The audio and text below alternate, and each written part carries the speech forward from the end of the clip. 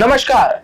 भारत धरती पर आध्यात्मिकता का एक ऐसा निवास स्थान माना जाता है जहां विभिन्न धर्मों के लोग अपने अपने पर्व को बहुत ही श्रद्धा से मनाते आ रहे हैं। इसमें से एक ऐसा महापर्व है दीपावली का, जिसे पवित्र सनातन धर्म के धर्मी लोग बहुत ही सदियों से मनाते आ रहे हैं। यहाँ पर हमारे साथ दो अलग अलग विचारधाराओं के लोग मौजूद हैं। एक पक्ष जो विभिन्न धर्म गुरुओं को मानता है, दूसरा पक्ष हमारे साथ है संत रामपाल जी महाराज जी के समर्थक, और हमारे साथ पवित्र शास्त्र मौजूद है। यहाँ पर आज महाखुलासा होगा। आइए शुरू करते हैं आज का विशेष प्रोग्राम दीपावली पर महाखुलासा। पवित्र शास्त्रों के आधार पर उठेगा रहस्यों से पर्दा। तो आइए सबसे पहले सवाल की ओर बढ़ते हैं और जानते हैं आखिर दीपावली का क्या इतिहास रहा है। जी पंडित जी बताइए। जय श्री राम। आज ही के दिन मर्यादा पुरुषोत्तम भगवान श्री राम जी अयोध्या वापस लौट कर आए थे, 14 वर्षों का वनवास पूर्ण करके। और माता सीता और प्रभु श्री राम जी के आने की खुशी में अयोध्या वासियों ने उनके स्वागत में घी के दीपक जलाए थे और उनका स्वागत किया था। माता महालक्ष्मी की भी साधना इस दिन की जाती है। यह पर्व हमें अंधकार से प्रकाश की तरफ लेके जाता है और असत्य पर सत्य की विजय के बारे में हमें बताता है। जय श्री राम।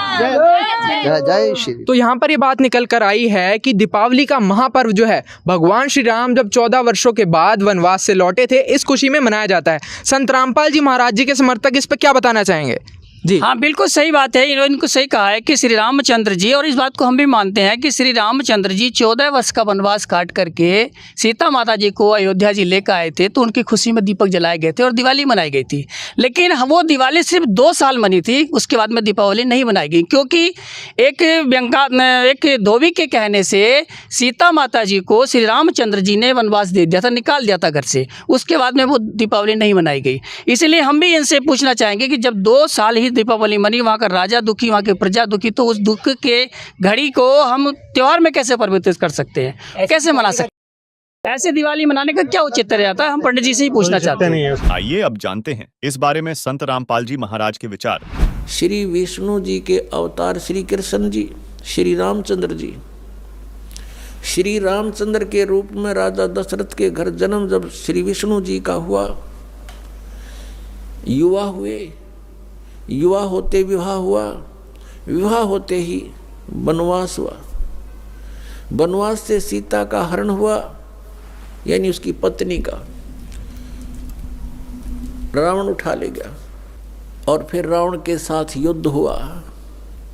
पुण्यात्माओं, करोड़ों व्यक्ति मारे गए वहां पर। तब सीता की वापसी हुई। वापसी आने पर बड़ी खुशी बनाई, नगरी में दीप जलाए गए घी के। सीता के वापस, श्री राम के वापस आने पर, सीता लौटा लाने पर, और कुछ दिनों के बाद सीता जी का निष्कासन कर दिया श्री रामचंद्र जी ने स्वयं ही। किस बात पर के एक धोबी ने व्यंग कस दिया, वो अपनी पत्नी को धमका रहा था रात्रि के समय। वो किसी उस आपस में कहा सुनी होने से उस धोबी की पत्नी घर से बाहर चली गई थी कहीं अपने रिश्तेदारी में। फिर वो वापस लेकर आया तो उसको धमका रहा था कि मैं तुझे घर नहीं रखूंगा, तू 3 दिन कहाँ रही, मैं दशरथ के पुत्र जैसा नहीं हूँ जो वहाँ पर 12 वर्ष तक रावण के पास रही, उसको फिर घर ले आया। उधर से श्री रामचंद्र जी राजा थे अयोध्या के। पहले राजा लोग अपनी प्रजा के दुख सुखों को स्वयं ही जाना करते थे, रात्रि के अंदर वेश बदल कर घूमा करते थे। ये बात जब देखा कि किस घर में की आवाज़ आ रही है, वहाँ खड़ा होकर सुना, तब उसने सुनने को मिला कि मैं उस राजा दशरथ के पुत्र रामचंद्र जैसा नहीं हूँ जो रावण के पास उसकी पत्नी रही और उसको घर में रखे हुए है, तो सुबह निकल जाना यहाँ से। इस बात को सुनकर ही श्री रामचंद्र जी ने सीता जी को निष्कासित कर दिया, निकाल दिया घर से कि नगरी के लोग मेरे ऊपर व्यंग कस रहे हैं और मैं ये बात नहीं सुन सकता। पुण्यात्माओं, जब सीता जी को रामचंद्र जी लाने लगे रावण का वध करके लंका का राज्य विभीषण को देकर, तब श्री रामचंद्र जी ने कहा था कि मैं तेरी परीक्षा लूंगा और यदि परीक्षा में सफल होगी तो मैं ले चलूंगा, नहीं तो नहीं ले चलूंगा। मैं तुझे अग्नि में जलाऊंगा, यदि तू अग्नि में जल गई तो समझूं तेरी कि तू कलंकित थी, तू रावण को समर्पित हो चुकी थी, और यदि अग्नि में तू नहीं जली तो मैं निष्कलंक जानूंगा, तब तुझे ले चलूंगा। ऐसा ही किया गया। सीता को अग्नि में बैठा दिया और हजारों की संख्या में दर्शक थे। सीता जी नहीं जली और सब ने कहा कि भगवान निष्कलंक है, माई निष्कलंक है, और इतनी कठोर परीक्षा लेकर के वापस अपने घर लाया था। और फिर एक व्यक्ति के कहने से श्री रामचंद्र जी ने उसको निकाल दिया, अपनी पत्नी को। तो कहाँ गई वो उसका अपना जजमेंट? तो ऐसे ये राजा के योग्य भी नहीं थे ये लोग, और हम इनको भगवान मान रहे थे। एक गर्भवती औरत को अपनी को घर से बाहर निकाल देता है, कहीं मरो कहीं जाओ, कोई बात थी? या फिर परीक्षा लेने की क्या जरूरत थी? और क्यों इतनी दुनिया मरवाई, फिर छोड़ देता रहे, रावण के पास ही रहती हो। पुण्यात्माओं, यहाँ का राजा काल भगवान है और ये नहीं चाहता कि यहाँ के प्राणियों को परमात्मा का पता लग जाए, जिस कारण से इसने इनको भगवान सिद्ध करवा रखा था अपने नकली दूतों के माध्यम से। और फिर क्या होता है लास्ट में, श्री रामचंद्र जी ने अश्वमेघ यज्ञ घोड़ा छोड़ दिया कि पूरी पृथ्वी पर शासन प्राप्त करने के लिए कि इस घोड़े को जो पकड़ेगा वो युद्ध करे मेरे साथ। वो घोड़ा उन्हीं के पुत्रों ने, जो सीता जी ने बाहर जाके जन्म दिया था ऋषि वाल्मीकि की कुटिया में, एक पुत्र गर्भ में था, दूसरा फिर वाल्मीकि जी की मिसअंडरस्टैंडिंग के कारण एक घास से, यानी कुसा से, या घास होती है डाब, इससे एक लड़का बनाया था। ये अलग कहानी है, फिर बताएंगे। तो लव और कुश नाम से प्रसिद्ध हुए। लव तो सीता के गर्भ से जन्म हुआ था और कुश को वाल्मीकि जी ने अपनी भक्ति शक्ति से उसको बनाया था। लव और कुश युवा थे, उन्होंने वो श्री रामचंद्र जी का घोड़ा पकड़ लिया। फिर उनका पिता पुत्रों का युद्ध हुआ तो दोनों ने छक्के छुड़ा दिए राम के, और सीता जी फिर भी उनके हाथ नहीं आई और वो पृथ्वी के अंदर समा गई। और श्री रामचंद्र जी ने आकर के सरयू नदी के अंदर, अयोध्या के साथ से बह रही एक सरयू दरिया, उसमें जल समाधि ले ली। तो यहाँ पर इनका कहना है कि 2 वर्षों के बाद जब माँ सीता को घर से निकाल दिया गया था, भगवान श्री राम ने उनको एक धोबी के व्यंग कसने की वजह से निकाल दिया गया था, तो दीपावली मनाने का कोई औचित्य नहीं रह जाता है। हाँ जी, आप क्या बताएंगे इस पर? देखिए, ये कैसी व्यर्थ और मूर्खतापूर्ण बातें कर रहे हैं। जो हमारा त्यौहार, पवित्र त्यौहार दीपावली महापर्व सदियों से मनाया आता जा रहा है, और ये उसके लिए प्रमाण मांग रहे हैं। हम नहीं मानते इनकी ये दखियानुसी बातों को, हम नहीं मानते हैं। कैसी बातें कर रहे हैं? सनातन धर्म जिस त्योहार को मनाते हैं, देश विदेशों में दिवाली मनाई जाती है, अब हम इनको प्रमाण दें कि आखिर वो दिवाली हम क्यों मनाते हैं।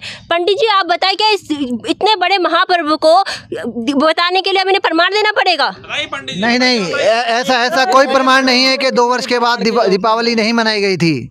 होई वही जो राम रची रखा। दर्शकों, दिवाली के उपलक्ष्य में माता लक्ष्मी जी की भी पूजा की जाती है। यानी दीपावली का जो त्योहार मनाया जाता है उसमें विशेष तो लक्ष्मी जी की ही पूजा होती है और बाकी तो राम का दिखावा होता है, एक दीपक लगाकर।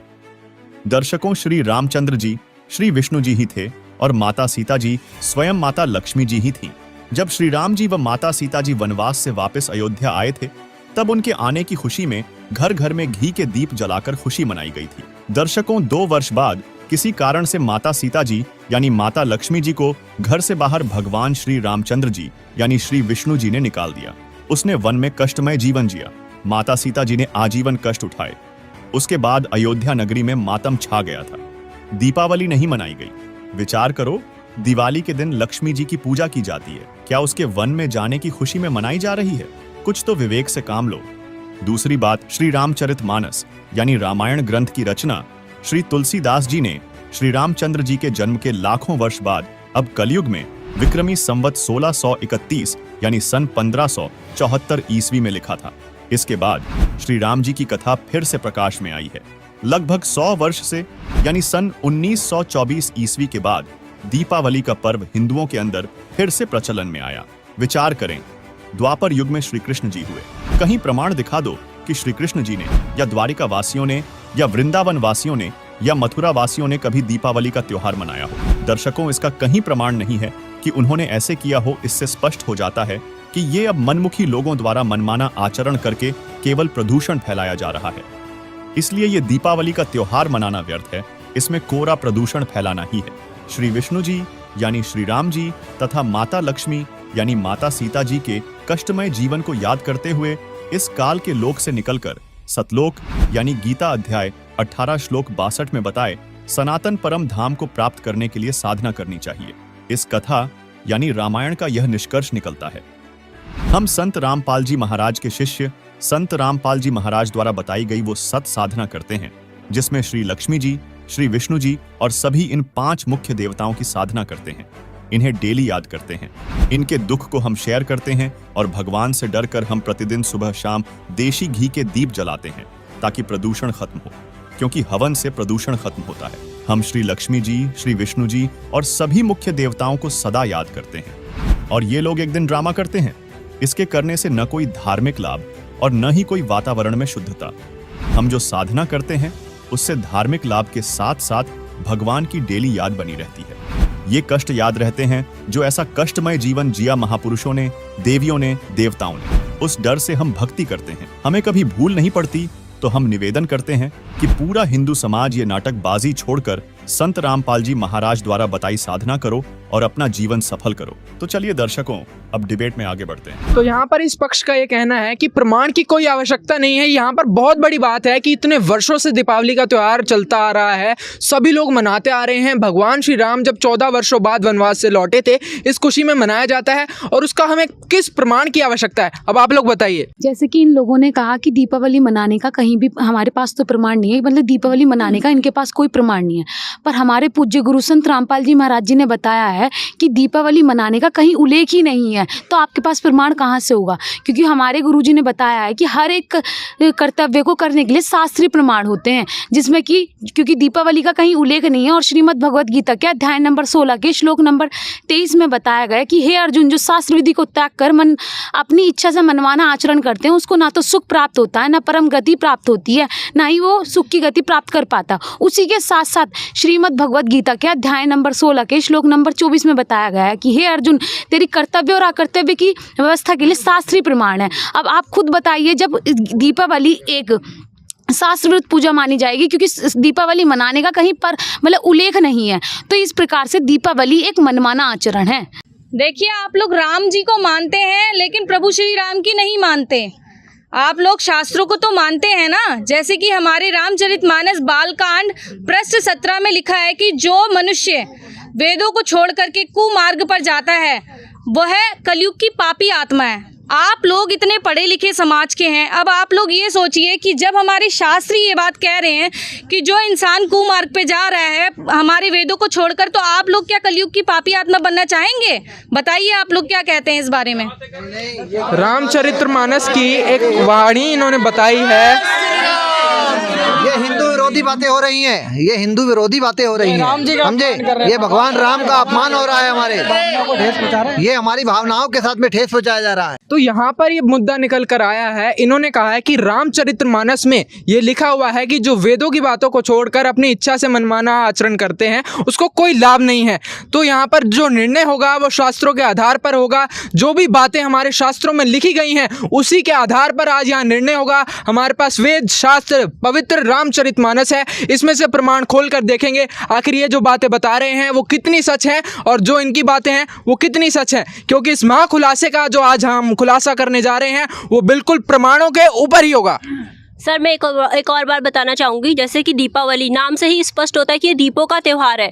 हर सनातनी धर्म को मानने वाले लोग, इनफैक्ट भारत में नहीं विदेशों में भी सनातनी धर्म को मानने वाले लोग हैं जो इस महापर्व को मनाते हैं। दीपावली वाले दिन दिए जलाते हैं जिससे हमें हवन यज्ञ का फल मिलता है और हमारे प्रभु श्री राम खुश होकर हम पर कृपा बरसाते हैं। जबकि हमारे सनातनी शास्त्रों में भी प्रमाण है कि अस्तो माँ सद्गमय तमसो माँ ज्योतिर्गमय, मतलब ज्योति जो यज्ञ होता है उससे काफ़ी सारे हमें लाभ प्राप्त होते हैं, तो हम क्यों ना करें।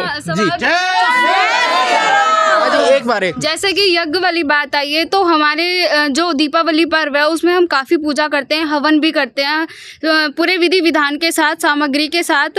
तो स्पेशली हम उस यज्ञ को करवाने के लिए हम अपने पंडित जी को बुलाते हैं। तो इनकी नज़रों में तो एक तरफ से वो भी व्यर्थ है और इसी के दीपावली का ये पर्व जो है दीपावली जो कह रहे हैं हमें पापी बता रहे हैं, तो ये सत्य है। इस सत्य को ये एकदम से ऐसे कैसे झुठला सकते हैं? क्या है, कब से चलता आ रहा है, दीपक जलाया जाता है, हवन यज्ञ होते हैं, इतनी सारी बातों को एकदम से आप लोग कैसे नकार सकते हैं? हाँ जी, आपसे सवाल लेता हूँ। हमारे मालिक हमारे संत रामपाल जी महाराज जी हमें ये भक्ति सिखाते हैं कि जो हमारे परमात्मा ने हमें बताया है, हमारे परमात्मा ने प्रमाण सहित ये दिखाया है कि आप जो भगवान का जो दिया जलाएं, आप लोग सिर्फ दिन में एक बार ना जलाएं, पूरे साल में एक बार ना जलाएं, आपको दिन में 2 बार वो दिया जलाना है, वो भी देसी घी का जलाना है। आप लोग जो हवन कर रहे हैं उससे कुछ नहीं होता, उससे सिर्फ कार्बन डाइऑक्साइड फैलती है। जो आप लकड़ियों का हवन कर रहे हैं इससे कुछ नहीं होने वाला। अगर आप पूरे साल में अगर आप एक दिन ये दिया जला रहे हैं तो इससे श्री प्रभु राम हमारे खुश नहीं होने वाले। अगर आप पूरे साल में एक दिन वो पूजा कर रहे हैं तो उससे कुछ भी हमारे घर में सुख समृद्धि नहीं आने वाली। यहाँ पर कहीं ना कहीं इनकी बात से मतलब थोड़ा तो इनकी बात ठीक है, क्योंकि साल में एक दिन पूजा करने से कोई पूजा सफल नहीं हो सकती। हमें मतलब पूरे वर्ष में वो पूजा साधनाएं करनी चाहिए। हाँ जी, क्या विचार रखते हैं? मैं इसको साइंटिफिक तरीके से भी बताना चाहती हूँ। जैसे ये बोलते हैं कि दिए जलाए जाते हैं, ये सरसों के तेल के दिए जलाते हैं जिसमें स्मोकिंग बहुत ज़्यादा होती है, जिससे पॉल्यूशन बहुत ज़्यादा फैलता है। और साथ में ये हवन यज्ञ करते हैं जिसमें लकड़ियों का उपयोग करते हैं, जिसमें कार्बन डाइऑक्साइड बहुत ज़्यादा फैलती है और हमारा जो वातावरण है वो दूषित है। हमारे गुरुजी संत रामपाल जी महाराज जी बताते हैं कि पुराणों के आधार पर बताते हैं कि हमें 5 यज्ञ करने चाहिए, जिसमें से एक ज्योति यज्ञ भी है। हम सुबह शाम घी की ज्योति जलाते हैं जिससे कि हमें सुख शांति भी प्राप्त होती है और हमारा वातावरण भी शुद्ध रहता है। जी, यह लोग तो एक दिन पूजा पाठ करते हैं, एक दिन दिया जलाते हैं, एक दिन हवन यज्ञ कर लेते हैं, ये सोचते हैं कि हमें प्रभु की प्राप्ति हो गई। लेकिन ऐसा थोड़ी ही होता है। जो शास्त्रों में लिखा है कि हाँ, हमारे संत रामपाल जी महाराज बताते हैं सुबह शाम देसी घी का दिया जलाते हैं। हम तो 365 दिन जलाते हैं, हमारी तो सदा दिवाली होती है। बताओ ये कैसी दिवाली है आपकी एक दिन? तो यहाँ पर दर्शकों यहाँ पर एक बहुत बड़ी बात है। तो दर्शकों यहाँ पर एक बहुत बड़ी बात है, आखिर शास्त्रों में जो लिखा है वो हमें मानना पड़ेगा। इनकी बात से ये टॉपिक यहाँ पर क्लियर होता है कि जो यहाँ पर जोत जलाई जाती है, शास्त्रों में जो लिखा हुआ है कि जोत जलानी चाहिए, जो दीपक जलाना चाहिए, उसका वेदों में प्रमाण है कि देसी घी का दीपक जलाया जाता है। बल्कि आज जो साधना होती है उसमें कहीं ना कहीं तेल का जो है दीपक जलाते हैं, प्रदूषण होता है। तो यहाँ पर ये टॉपिक इनकी साइड से क्लियर होता है। अब आप लोग बताइए, नेक्स्ट सवाल आप लोग क्या करना चाहते हैं? हम दीपावली पे पटाखे वगैरह फोड़ते हैं, हमारा अनार बम वगैरह जलाते हैं, क्या हम ये भी ना करें? कह रहे हैं कि हम ये बम वगैरह भी ना फोड़ें, क्या हमारे 2-3 दिन तो मिलते हैं सेलिब्रेट करने के लिए, इसके लिए मना कर रहे हैं? क्यों नहीं फोड़ेंगे बेटा? इनके कहने की क्या है? हम तो पटाखे भी फोड़ेंगे, दिवाली मनाएंगे, दीप भी जलाएंगे। बताइए। दीपावली खुशियों का त्योहार है। बच्चे इसमें बहुत ही श्रद्धा से अपने पूरे 2-3 दिन उनको मिलते हैं, पटाखे जलाते हैं। तो इससे कहीं ना कहीं उनकी जो है मतलब जो उनकी खुशियां हैं वो छीन ली जाती हैं। अब आप लोग कह रहे हैं कि दिवाली नहीं मनानी चाहिए, एक ही दिन 2 दिन उनको मिलते हैं। बच्चे के यहाँ पर कह रहे हैं कि पटाखे जलाने के लिए हमें मना कर रहे हैं। अब पटाखे नहीं जलाने हैं, अब आप लोग मतलब कहना क्या चाहते हो? पूरे के पूरे दीपावली को आप लोग मना कर रहे हैं, मतलब क्या बेस है आपका? आप पटाखे चलाने की बात करते हो, इन पटाखों में आप कितने हादसे हो जाते हैं। बहुत सारे बच्चों के हाथ उड़ जाते हैं, किसी की आंखें चली जाती हैं, किसी का जीवन अंधेरे में परिवर्तित हो जाता है। 7 साल के बच्चे के हाथ में पटाखा फूट गया, जिससे उसके हाथ और आंख पर काफी गंभीर चोट आई। क्या हुआ, कैसे लगा?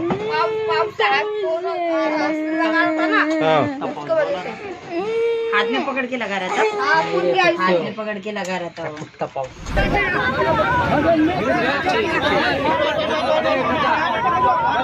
लगभग 1 घंटा हो गया। व्यवस्था जो है ना बहुत ही लचर पचर है, बिकॉज यहाँ पे जो है ना काफी ज़्यादा।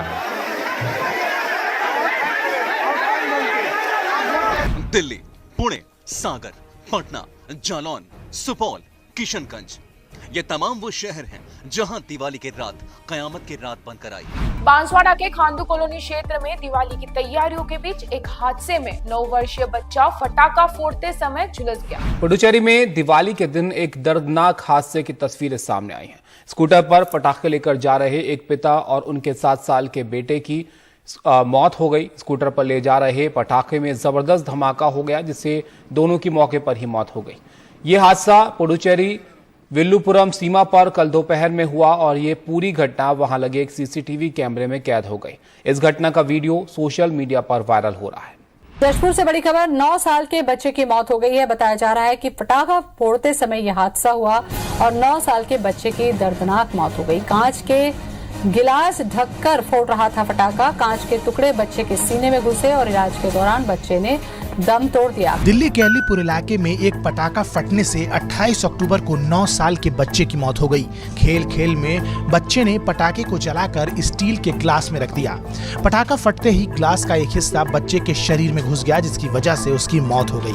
आप इन पटाखों को क्या खुशी मनाने का एक तरीका समझते हो? ये कोई खुशी मनाने का तरीका नहीं है। सत भक्ति जो है परमात्मा के द्वारा, हमारे गुरु जी के द्वारा बताई गई सत भक्ति है, सतनाम का जाप है, उससे जो है हमारे जीवन में खुशियाँ आती हैं। सच्ची भक्ति से, सच्चे नाम से, ना कि इस तरह की हुड़दंगबाजी से कोई खुशी का औचित्य रह जाता है। कोई औचित्य नहीं रह जाता है। हाँ जी, एक पीछे से बच्ची यहाँ पर कुछ बताना चाह रही। हाँ जी, बताइए। हमारे गुरुजी संत रामपाल जी महाराज जी ने इसलिए पटाखे जलाने को मना किया हुआ है। पटाखे जलाने से एनवायरनमेंट में बहुत सारी गैसेज रिलीज होती हैं जो कि हमारी सेहत के लिए और एनवायरनमेंट के लिए अच्छी नहीं होती, इसलिए हम पटाखे नहीं जलाते। और पटाखे जलाने से न जाने कितने लोगों के पैर जल जाते हैं, हाथ, और इतने ज़्यादा उन्हें दुख होता है। तो ऐसे पटाखे जलाने से क्या मज़ा। यहाँ पर एक बच्चे ने कहा कि हमें 2-3 दिन मिलते हैं पटाखे जलाने के लिए और हम उसे क्यों न मनाएं, हमारी खुशियाँ जो है छीन ली जाती हैं। वहीं दूसरी ओर संत रामपाल जी महाराज जी के जो समर्थक हैं, उनके छोटे छोटे बच्चे हैं, उनका ये कहना है, कितनी अच्छी शिक्षा उनको संत रामपाल महाराज ने दी है कि उनका ये कहना है कि ध्वनि प्रदूषण होता है, दूसरा पोल्यूशन होता है, इसलिए हमें नहीं मनानी चाहिए। इनको इतनी अच्छी शिक्षा संत रामपाल महाराज ने दी है। कहीं ना कहीं एक बच्चे ऐसे भी हैं जो पटाखे जलाने के लिए मना करते हैं और उससे एक्सीडेंट होते हैं, उससे दुर्घटनाएं हो जाती हैं। दिवाली वाले दिन वो नहीं पटाखे फोड़ते हैं और सदा दिवाली मनाते हैं। यहाँ पर बहुत बड़ी जो है बात यहाँ पर छोटे बच्चे जो है कर रहे हैं। अब आप लोग बताइए क्या कहना चाहेंगे। जय श्री राम। ये हिंदू विरोधी आज नई नई बात बता रहे हैं हमें। हम आज पहली बार सुन रहे हैं कि ये दीपावली नहीं मना रहे।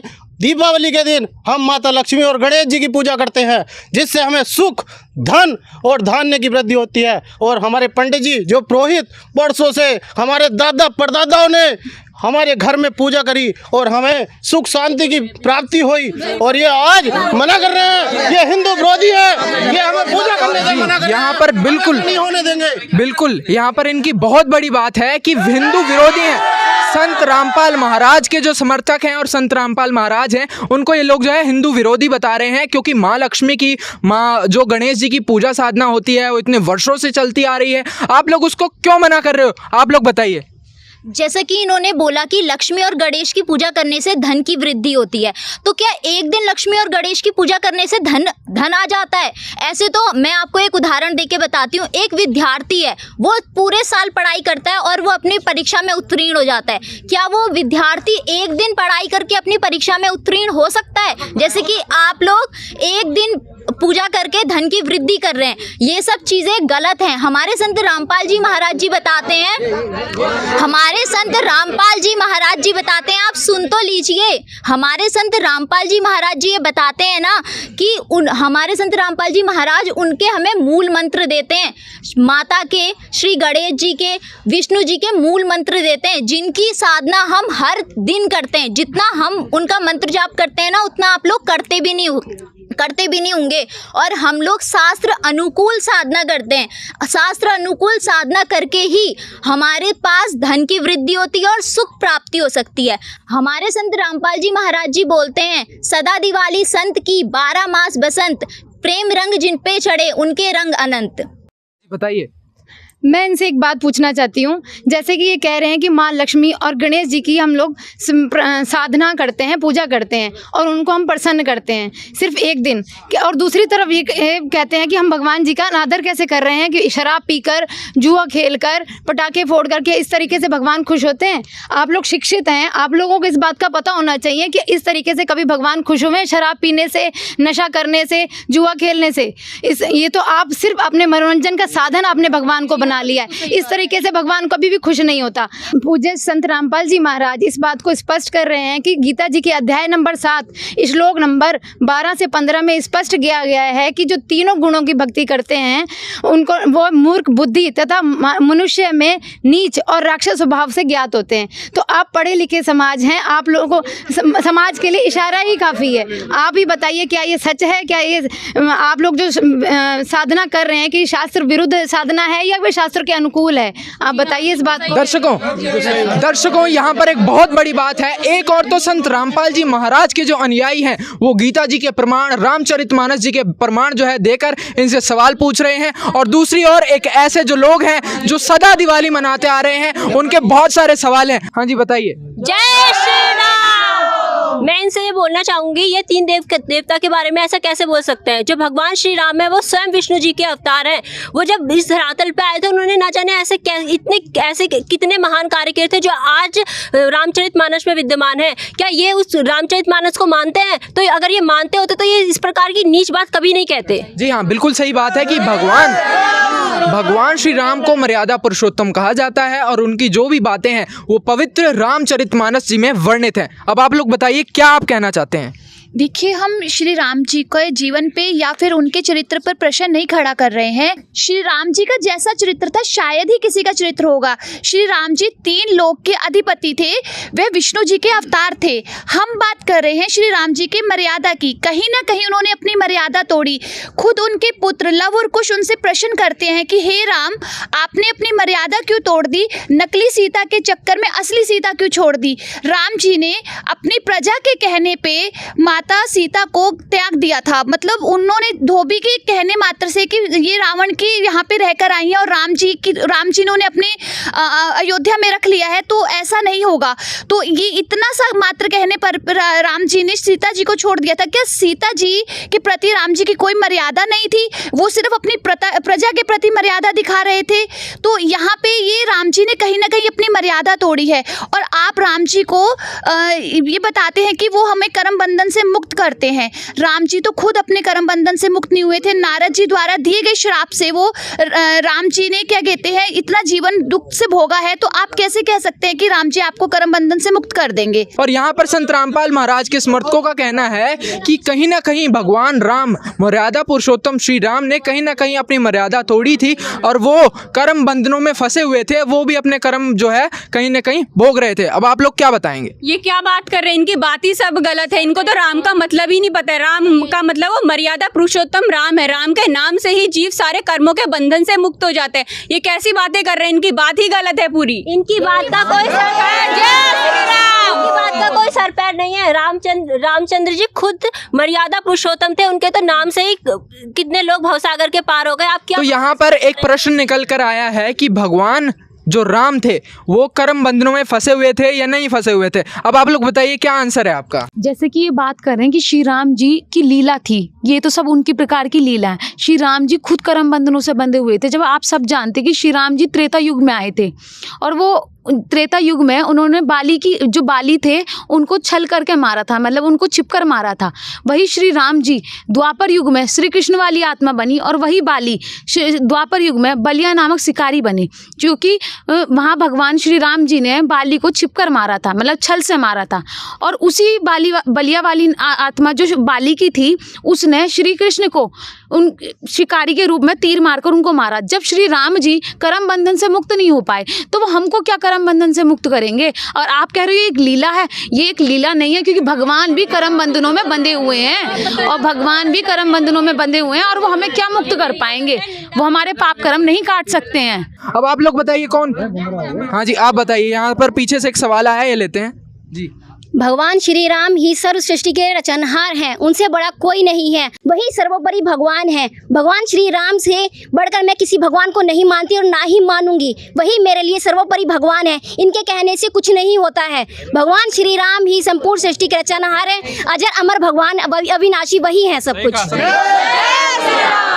भगवान श्री राम ही अजर अमर अविनाशी हैं, उनसे बढ़कर कोई भी नहीं है सनातनी धर्म के लिए, और ना ही मैं मानती हूँ और ना ही मैं मानूंगी। तो दर्शकों यहाँ पर एक बहुत बड़ी बात निकल कर आई है। जो राम पक्ष है, भगवान श्री राम के भक्तों का ये कहना है कि भगवान राम से ऊपर ना कोई था ना कोई होगा। अब आप लोग बताइए क्या जवाब देना चाहते हैं? हाँ जी। जैसे कि इन्होंने कहा कि भगवान श्री राम अजर अविनाशी हैं, तो मैं इन्हें बताना चाहूँगा कि भगवान राम श्री विष्णु जी के अवतार हैं और हमारे गुरुजी संत रामपाल जी महाराज ने देवी भागवत से प्रमाणित करके बताया है। दर्शकों, श्रीमद् देवी भागवत पुराण के 3 स्कंध अध्याय 5 पर श्री विष्णु जी उर्फ श्री रामचंद्र जी ने श्री दुर्गा जी की स्तुति करते हुए कहा, तुम शुद्ध स्वरूपा हो, ये सारा संसार तुम्ही से उद्भासित हो रहा है। मैं विष्णु, ब्रह्मा और शंकर, हम सभी तुम्हारी कृपा से ही विद्यमान हैं। हमारा आविर्भाव अर्थात जन्म और तिरोभाव अर्थात मृत्यु हुआ करता है, अर्थात हम तीनों देव नाशवान हैं, केवल तुम ही नित्य हो, जगत जननी हो, प्रकृति देवी हो।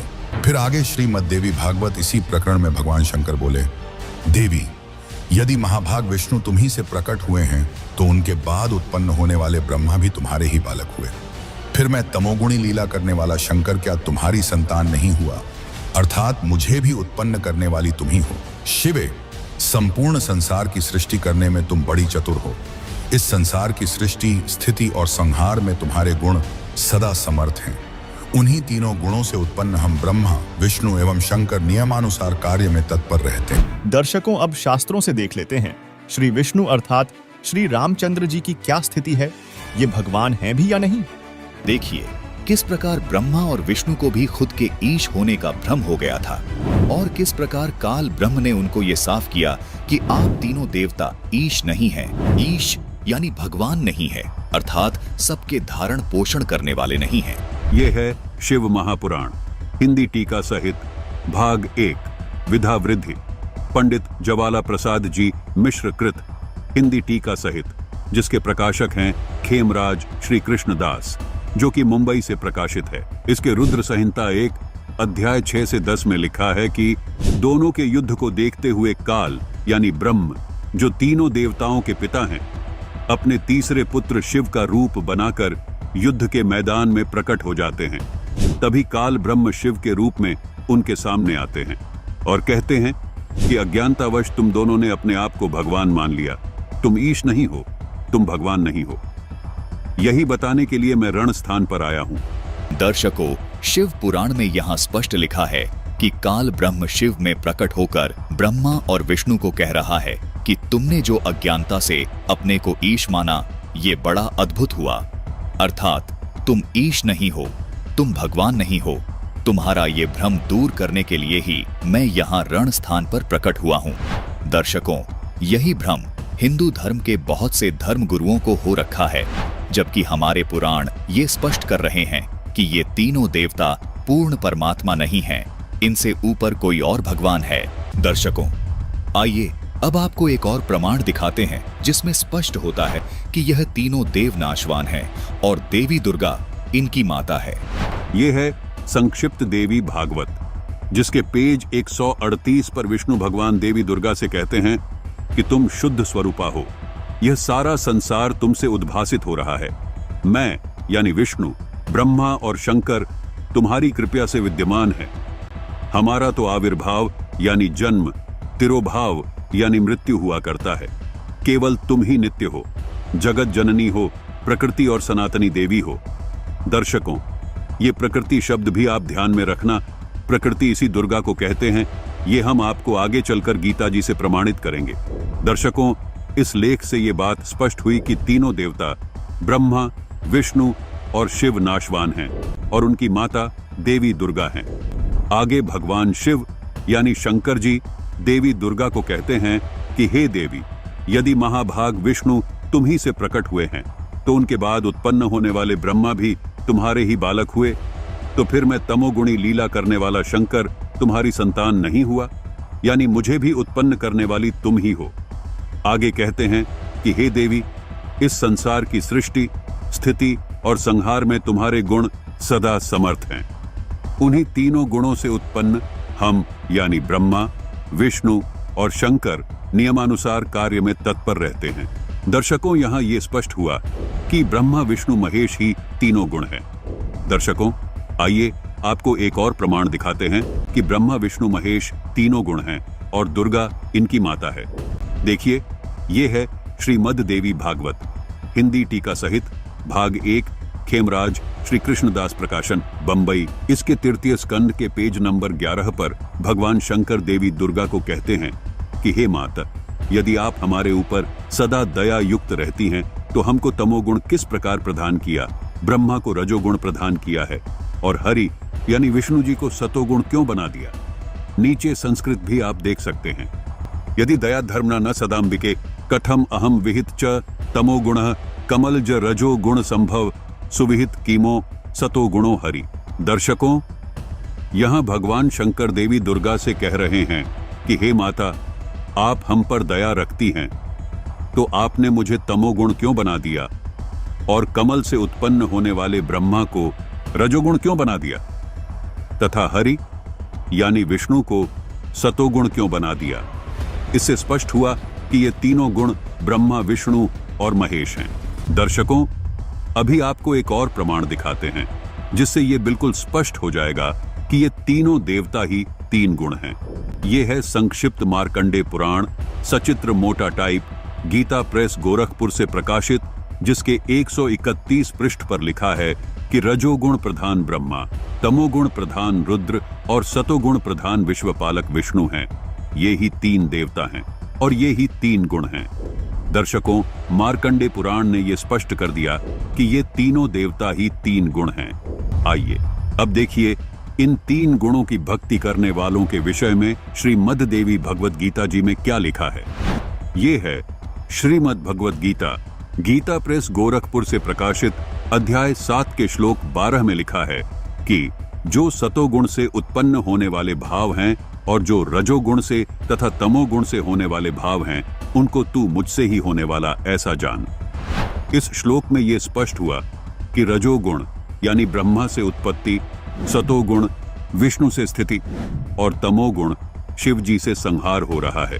अध्याय 7 के श्लोक 13 में लिखा है कि गुणों के कार्य रूप सात्विक, रजस और तमस, इन तीनों प्रकार के भाव से ये सारा संसार मोहित हो रहा है, इसलिए इन तीनों गुण से परे मुझे नहीं जानते। अध्याय 7 के श्लोक 14 में लिखा है कि ये त्रिगुणमयी माया बड़ी दुस्तर यानी घटिया है। जो पुरुष इस माया का उल्लंघन कर जाते हैं वो संसार से पार हो जाते हैं। दर्शकों, गीता ज्ञान दाता का कहना है कि जो साधक इन तीनों गुणों की भक्ति न करके ऊपर उठ जाते हैं यानी मेरी भक्ति करते हैं, उनको ज्यादा लाभ मिलता है। अध्याय 7 के श्लोक 15 में लिखा है कि इस त्रिगुण माया के द्वारा यानी ब्रह्मा, विष्णु, महेश के द्वारा जिनका ज्ञान हरा जा चुका है, वे आसुर स्वभाव को धारण किए हुए मनुष्यों में नीच, दूषित कर्म करने वाले मूढ़ लोग मुझको नहीं भजते। दर्शकों, यहाँ इस भजते शब्द पर गौर करना जरूरी है। भजना मतलब पूजा करना, भक्ति करना। यहाँ गीता ज्ञानदाता ने स्पष्ट किया है, जिनका ज्ञान त्रिगुणमयी माया के द्वारा हरा जा चुका है। यहाँ गुणों से मतलब सीधा तीनों देवताओं से है, क्योंकि गुणों को नहीं भजा जाता। यहाँ गीता ज्ञानदाता का कहना है कि जिनका ज्ञान इन त्रिगुणमयी माया के द्वारा अथवा इन तीनों देवताओं के द्वारा हरा जा चुका है, मतलब जो इन देवताओं को ही भगवान मान चुके हैं, वो असुर स्वभाव को धारण किए हुए मूढ़ यानी मूर्ख लोग मुझे भी नहीं भजते। दर्शकों, ये सिद्ध हुआ कि हमारे हिंदू धर्म के शीर्ष शंकराचार्यों को भी अपने शास्त्रों का ज्ञान नहीं है। केवल सुनी सुनाई बातों को भोली जनता के सामने सुनाकर केवल झूठी महिमा बनाए बैठे हैं। वास्तविक ज्ञान संत रामपाल जी महाराज ने अपने ही पवित्र शास्त्रों से आप सबके सामने रख दिया है। तो इससे सिद्ध होता है कि भगवान विष्णु जन्म और मरण में आते हैं। इसमें देवी भागवत में साफ स्पष्ट कहा गया है। जी, इसी के साथ जैसे इन्होंने बताया कि भगवान विष्णु जी जन्म मरण के उसमें हैं, तो जो श्री राम जी थे, भगवान राम जी थे, वो भी विष्णु जी के ही अवतार थे। तो कहीं ना कहीं इससे भी ये सिद्ध होता है कि जो राम जी थे, भगवान श्री राम जी, वो भी जन्म मरण के चक्कर में थे। तो आप जो ये बात कह रहे हैं कि वो अविनाशी परमात्मा थे, ये बिल्कुल गलत है। ये आप शास्त्रों से विरुद्ध बातें कर रहे हैं। आप अपने सदग्रंथों को पढ़ के देखिए। आप पंडित जी इतने महंत बने बैठे हैं यहाँ पे, तो आप कम से कम अपने ग्रंथों को खोल के देखिए, उसमें लिखा क्या है, कम से कम आप ये तो पढ़िए।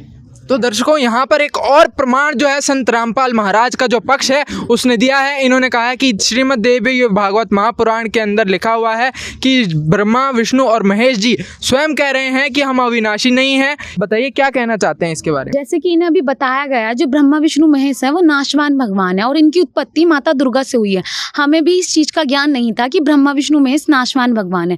यह तो हमारे संत रामपाल जी महाराज जी ने हमें अपने शास्त्र खोलकर बताए। देखो, शास्त्र तो हमारे पास रखे रहते हैं, हम शास्त्रों को समझ भी नहीं सकते, क्योंकि शास्त्र समझने के लिए हमें एक गुरु को धारण करना पड़ेगा, और वो भी वास्तविक गुरु को। और संत रामपाल जी महाराज जी ने उन्हें उन सभी सदग्रंथों को खोलकर उनका वास्तविक अर्थ बताया, क्योंकि हम अपने सदग्रंथों का अनर्थ कर बैठे हैं।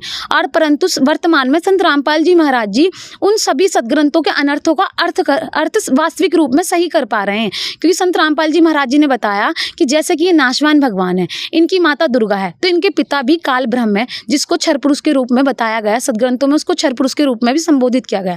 वो 21 ब्रह्मांड का अधिपति हैं, जैसे कि वो इन त्रिदेवों के पिता हैं और वो माता दुर्गा के पति हैं।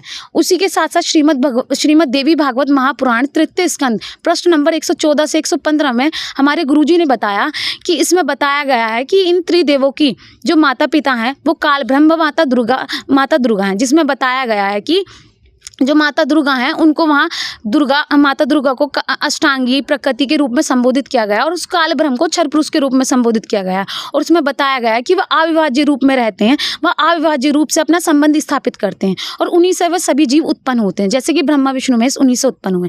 श्रीमद् देवी भागवत के पृष्ठ नंबर 129 में भी बताया गया इन त्रिदेवों से ऊपर वो क्षर पुरुष है, जो कि 21 ब्रह्मांड के अधिपति हैं। उसी के साथ साथ अध्याय नंबर 14 के श्लोक नंबर 3 से 5 में भी बताया गया है कि वो ये जितने भी जीव प्राणी जो ब्रह्मा विष्णु महेश हैं वो माता दुर्गा व काल पुरुष के सहयोग से उत्पन्न होते हैं, जो कि उस परमात्मा की अविनाशी आत्माएं होती हैं। पर सभी ये जो भगवान है वो नाशवान भगवान है, और हम आपको इस चीज़ का प्रमाण भी देंगे, क्योंकि हमारे गुरुजी ने सदग्रंथों को खोलकर हमें दिखाया। और हम ये चाहते हैं कि आप को भी ये हम अपने सदग्रंथ खोलकर दिखा पाएं कि हमारे सदग्रंथ बता क्या रहे हैं। हम अपने सदग्रंथों को मानते हैं, पर सदग्रंथों की लिखी बातों को नहीं मानते हैं। तो हम आपको सदग्रंथों के साथ ही ऑथेंटिक ज्ञान बताएंगे कि जैसे कि हमारे गुरुजी ने हमें बताया है। उसी के साथ साथ आप जो श्री राम जी के परम हितैषी बन रहे हैं, हम भी भगवान श्री राम जी को आदरणीय मानते हैं, हम भी उनके हितैषी हैं, क्योंकि वो आदरणीय योग्य हैं, क्योंकि उनका चरित्र इतना अच्छा था कि शायद कोई उनके चरित्र को अपने जीवन में धारण कर पाए। रामचरितमानस में भी इसका प्रमाण दिया गया है कि जो काल ब्रह्म है और जो माता दुर्गा हैं वो ब्रह्मा विष्णु महेश के माता पिता हैं। उसी को हम आपको प्रमाण के साथ बताएंगे। यहाँ पर इनका कहना है कि रामचरितमानस में ऐसा लिखा हुआ है। भगवान श्री राम का अपमान हो रहा है और साथ ही हमारे राम का अपमान कर रहे हैं ऐसी सभा में। पंडित जी, कोई प्रमाण नहीं दिखाया आपने हमारे भगवान राम। नहीं, हम ये सब हम लोग नहीं मानेंगे। अपमान नहीं कर रहे हैं, लेकिन आपको सच को स्वीकार करना पड़ेगा। शास्त्र तो माननी जो बता रहे हैं वो अपने पंडित जी जी शास्त्रों की तो माननी पड़ेगी। आप आराम से बैठिए। बैठिए, भक्तों के लक्षण नहीं है। देखिए आप बैठिए, क्रोधित होकर उठ के जाना कोई ऐसी बोले किसी नतीजे पे पहुंचना नहीं है। आप सच को स्वीकार करिए। देखिए एक बात है, अगर वो देखिए यहाँ पर बहुत बड़ी बात है कि एक मिनट, यहाँ पर जो भी बात इन्होंने अभी कहा कि रामचरितमानस में ऐसा लिखा हुआ है, हमारे पास रामचरितमानस पवित्र हमारे शास्त्र यहाँ पर रखे हुए हैं। इस बात का निर्णय तभी होगा कि संत रामपाल जी महाराज के समर्थकों ने झूठ बोला है या सही बोला है। आइए यहाँ पर आप लोगों को दिखाते हैं कि क्या संत रामपाल जी महाराज के समर्थकों ने जो बताया था वो सही है या गलत है। पंडित जी यहाँ पर जो हम वास्तविकता है वो देख लेते हैं। दर्शकों, श्री राम जी की समर्थता का महाखुलासा करने के लिए हमारे पास श्री रामचरितमानस यहाँ पर है, हमारे पास सारे ग्रंथ हैं। आइए देखते हैं क्या संत रामपाल जी महाराज के समर्थक इसका प्रमाण दे पाएंगे। पंडित जी देख लीजिए, ये श्री रामचरितमानस है जिसके संपादक हनुमान प्रसाद पोदार हैं। ये मत सोचना कि ये हमारे द्वारा लिखित पुस्तक है, ये हमारे गुरुजी के द्वारा लिखित पुस्तक है। हम श्री रामचरितमानस जिसके संपादक हनुमान प्रसाद पोदार हैं, जो गीता प्रेस गोरखपुर से प्रकाशित हैं, उसी में प्रमाण दिखाएंगे। देखिए ये बालकांड है। बालकांड मतलब जो श्री रामचरितमानस में कांड है उसी में एक बालकांड है।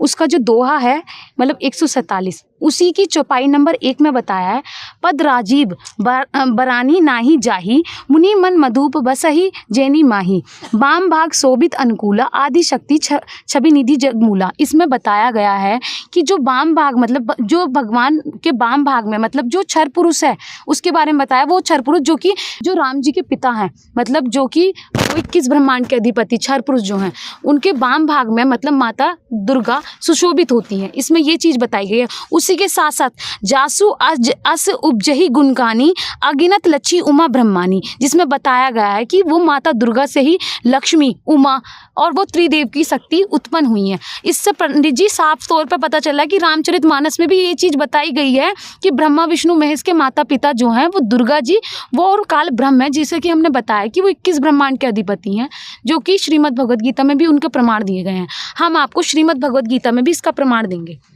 जैसे कि हमारे गुरुजी ने हमें बताया है। ये श्रीमद् भगवद गीता है जिसके जय दयाल गोयंत का संपादक हैं, मतलब उनके द्वारा लिखित ट्रांसलेशन उनके द्वारा किया गया है, जो गीता प्रेस गोरखपुर से प्रकाशित है।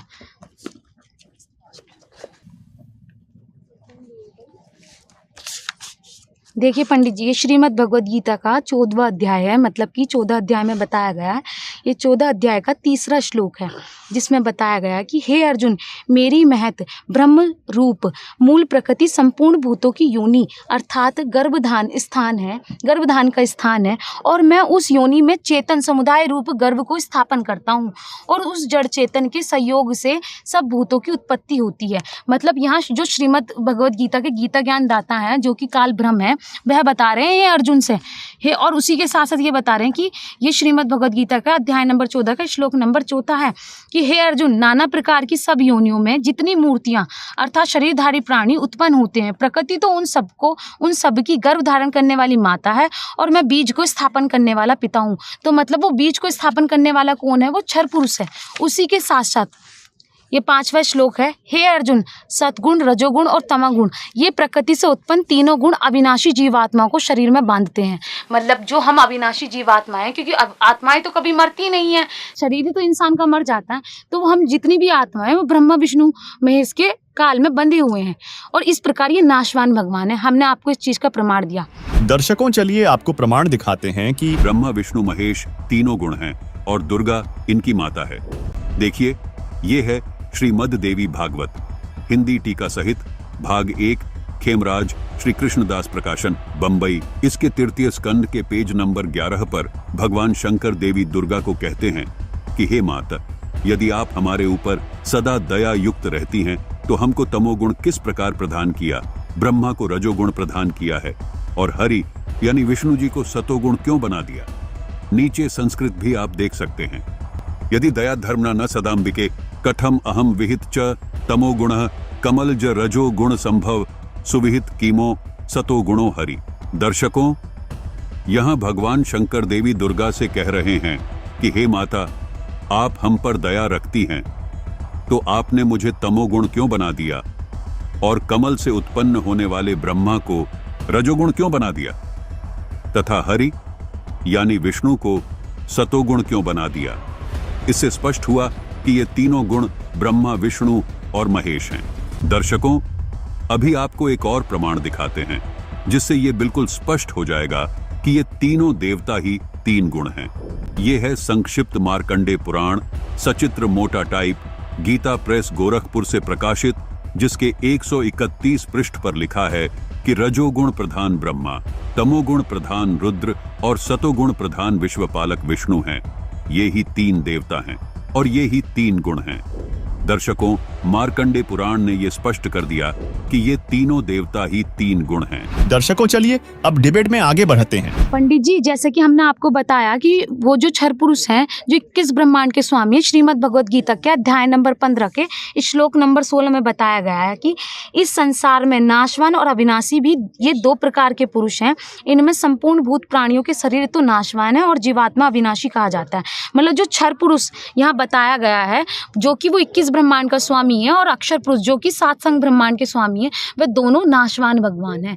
तो उन्हीं से द्वारा जो उत्पन्न मतलब आत्माएं हैं वो अविनाशी हैं। जो जीवात्मा तो कभी मरती नहीं है, तो इस प्रकार आत्माएं तो अविनाशी है, पर वो क्षर पुरुष भी नाशवान भगवान है। अविनाशी भगवान तो कोई और है, जिसकी हमारी साधना संत रामपाल जी महाराज जी बताते हैं। अब पंडित जी, हमने तो कुछ अपनी मनमुखी बातें नहीं बोली, ये तो आप ही और हम सबके धर्मशास्त्री बोल रहे हैं। क्या आपके हमारे धर्मशास्त्र अलग नहीं है? धर्मशास्त्र तो एक ही है। अब पंडित जी आप खुद देख लीजिए, कुछ भी हमारे गुरु जी या हम कुछ भी गलत बोल रहे हो।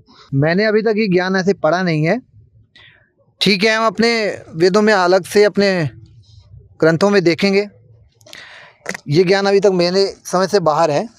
पर पंडित जी, हमने कुछ भी गलत नहीं बताया आपको, कुछ भी गलत नहीं बताया, और गलत हमारे गुरुजी भी नहीं बताते, वो शास्त्रों को खोलकर ही बताते। देखिए, संत रामपाल महाराज के जो समर्थक हैं, उन्होंने यहाँ पर जो प्रमाण दिखाए हैं, मेरी आप सभी से भी गुजारिश है कि जो इन्होंने यहाँ पर जो प्रमाण दिखाए हैं, हमारे जो शास्त्र हैं, रामचरितमानस और हमारी जो गीता जी है, इतना पवित्र ग्रंथ रामचरितमानस हमारे पास यहाँ पर रखा हुआ है, और इसके जो है हनुमान प्रसाद पोदार के जो है सारे प्रकाशन इन्होंने भी बताए हैं। आप सभी से भी गुजारिश है कि आप भी क्रॉस चेक करें, कहीं ऐसा भी ना हो कि संत रामपाल महाराज के समर्थकों ने इसको कहीं प्रिंट करवाया हो। तो आपसे भी गुजारिश है, आप इसको मैच भी कर सकते हैं।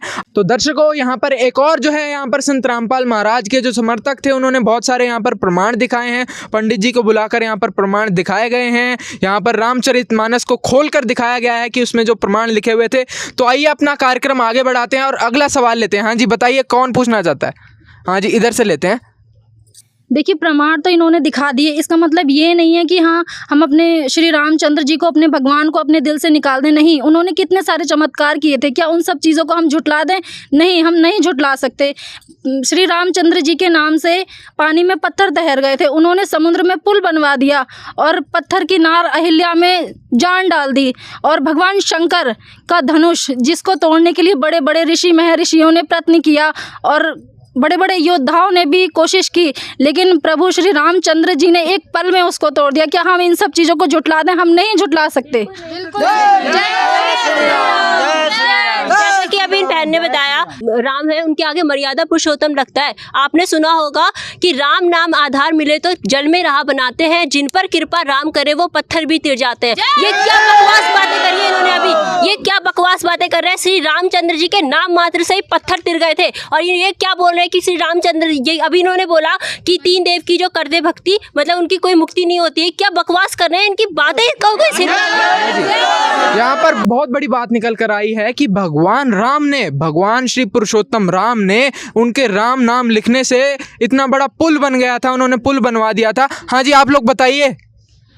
जैसा कि इन्होंने कहा कि भगवान श्री राम ने समुद्र पर पुल बनवा दिया था, तो मैं इनसे कहना चाहूँगा कि सारे हिंदू समाज में राम सेतु को लेकर अनेक अनेक धारणाएं हैं।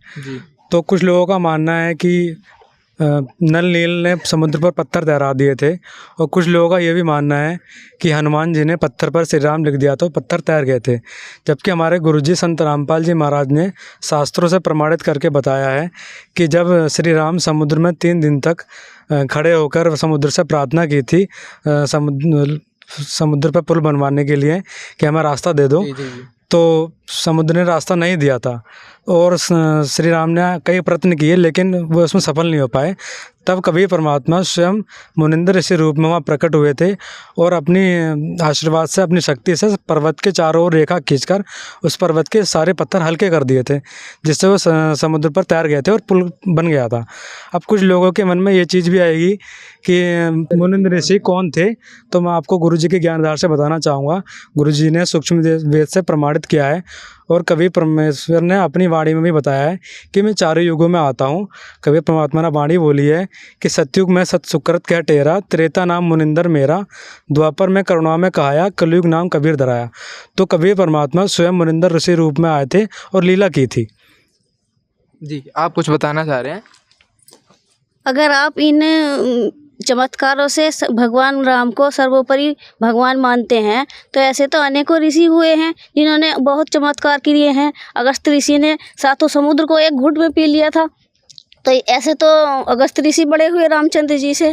तो जैसे वाणी है कि समुद्र पार लंका गयो सीता को भरतार, अगस्त ऋषि ने 7 पी लिए, इनमें कौन करतार।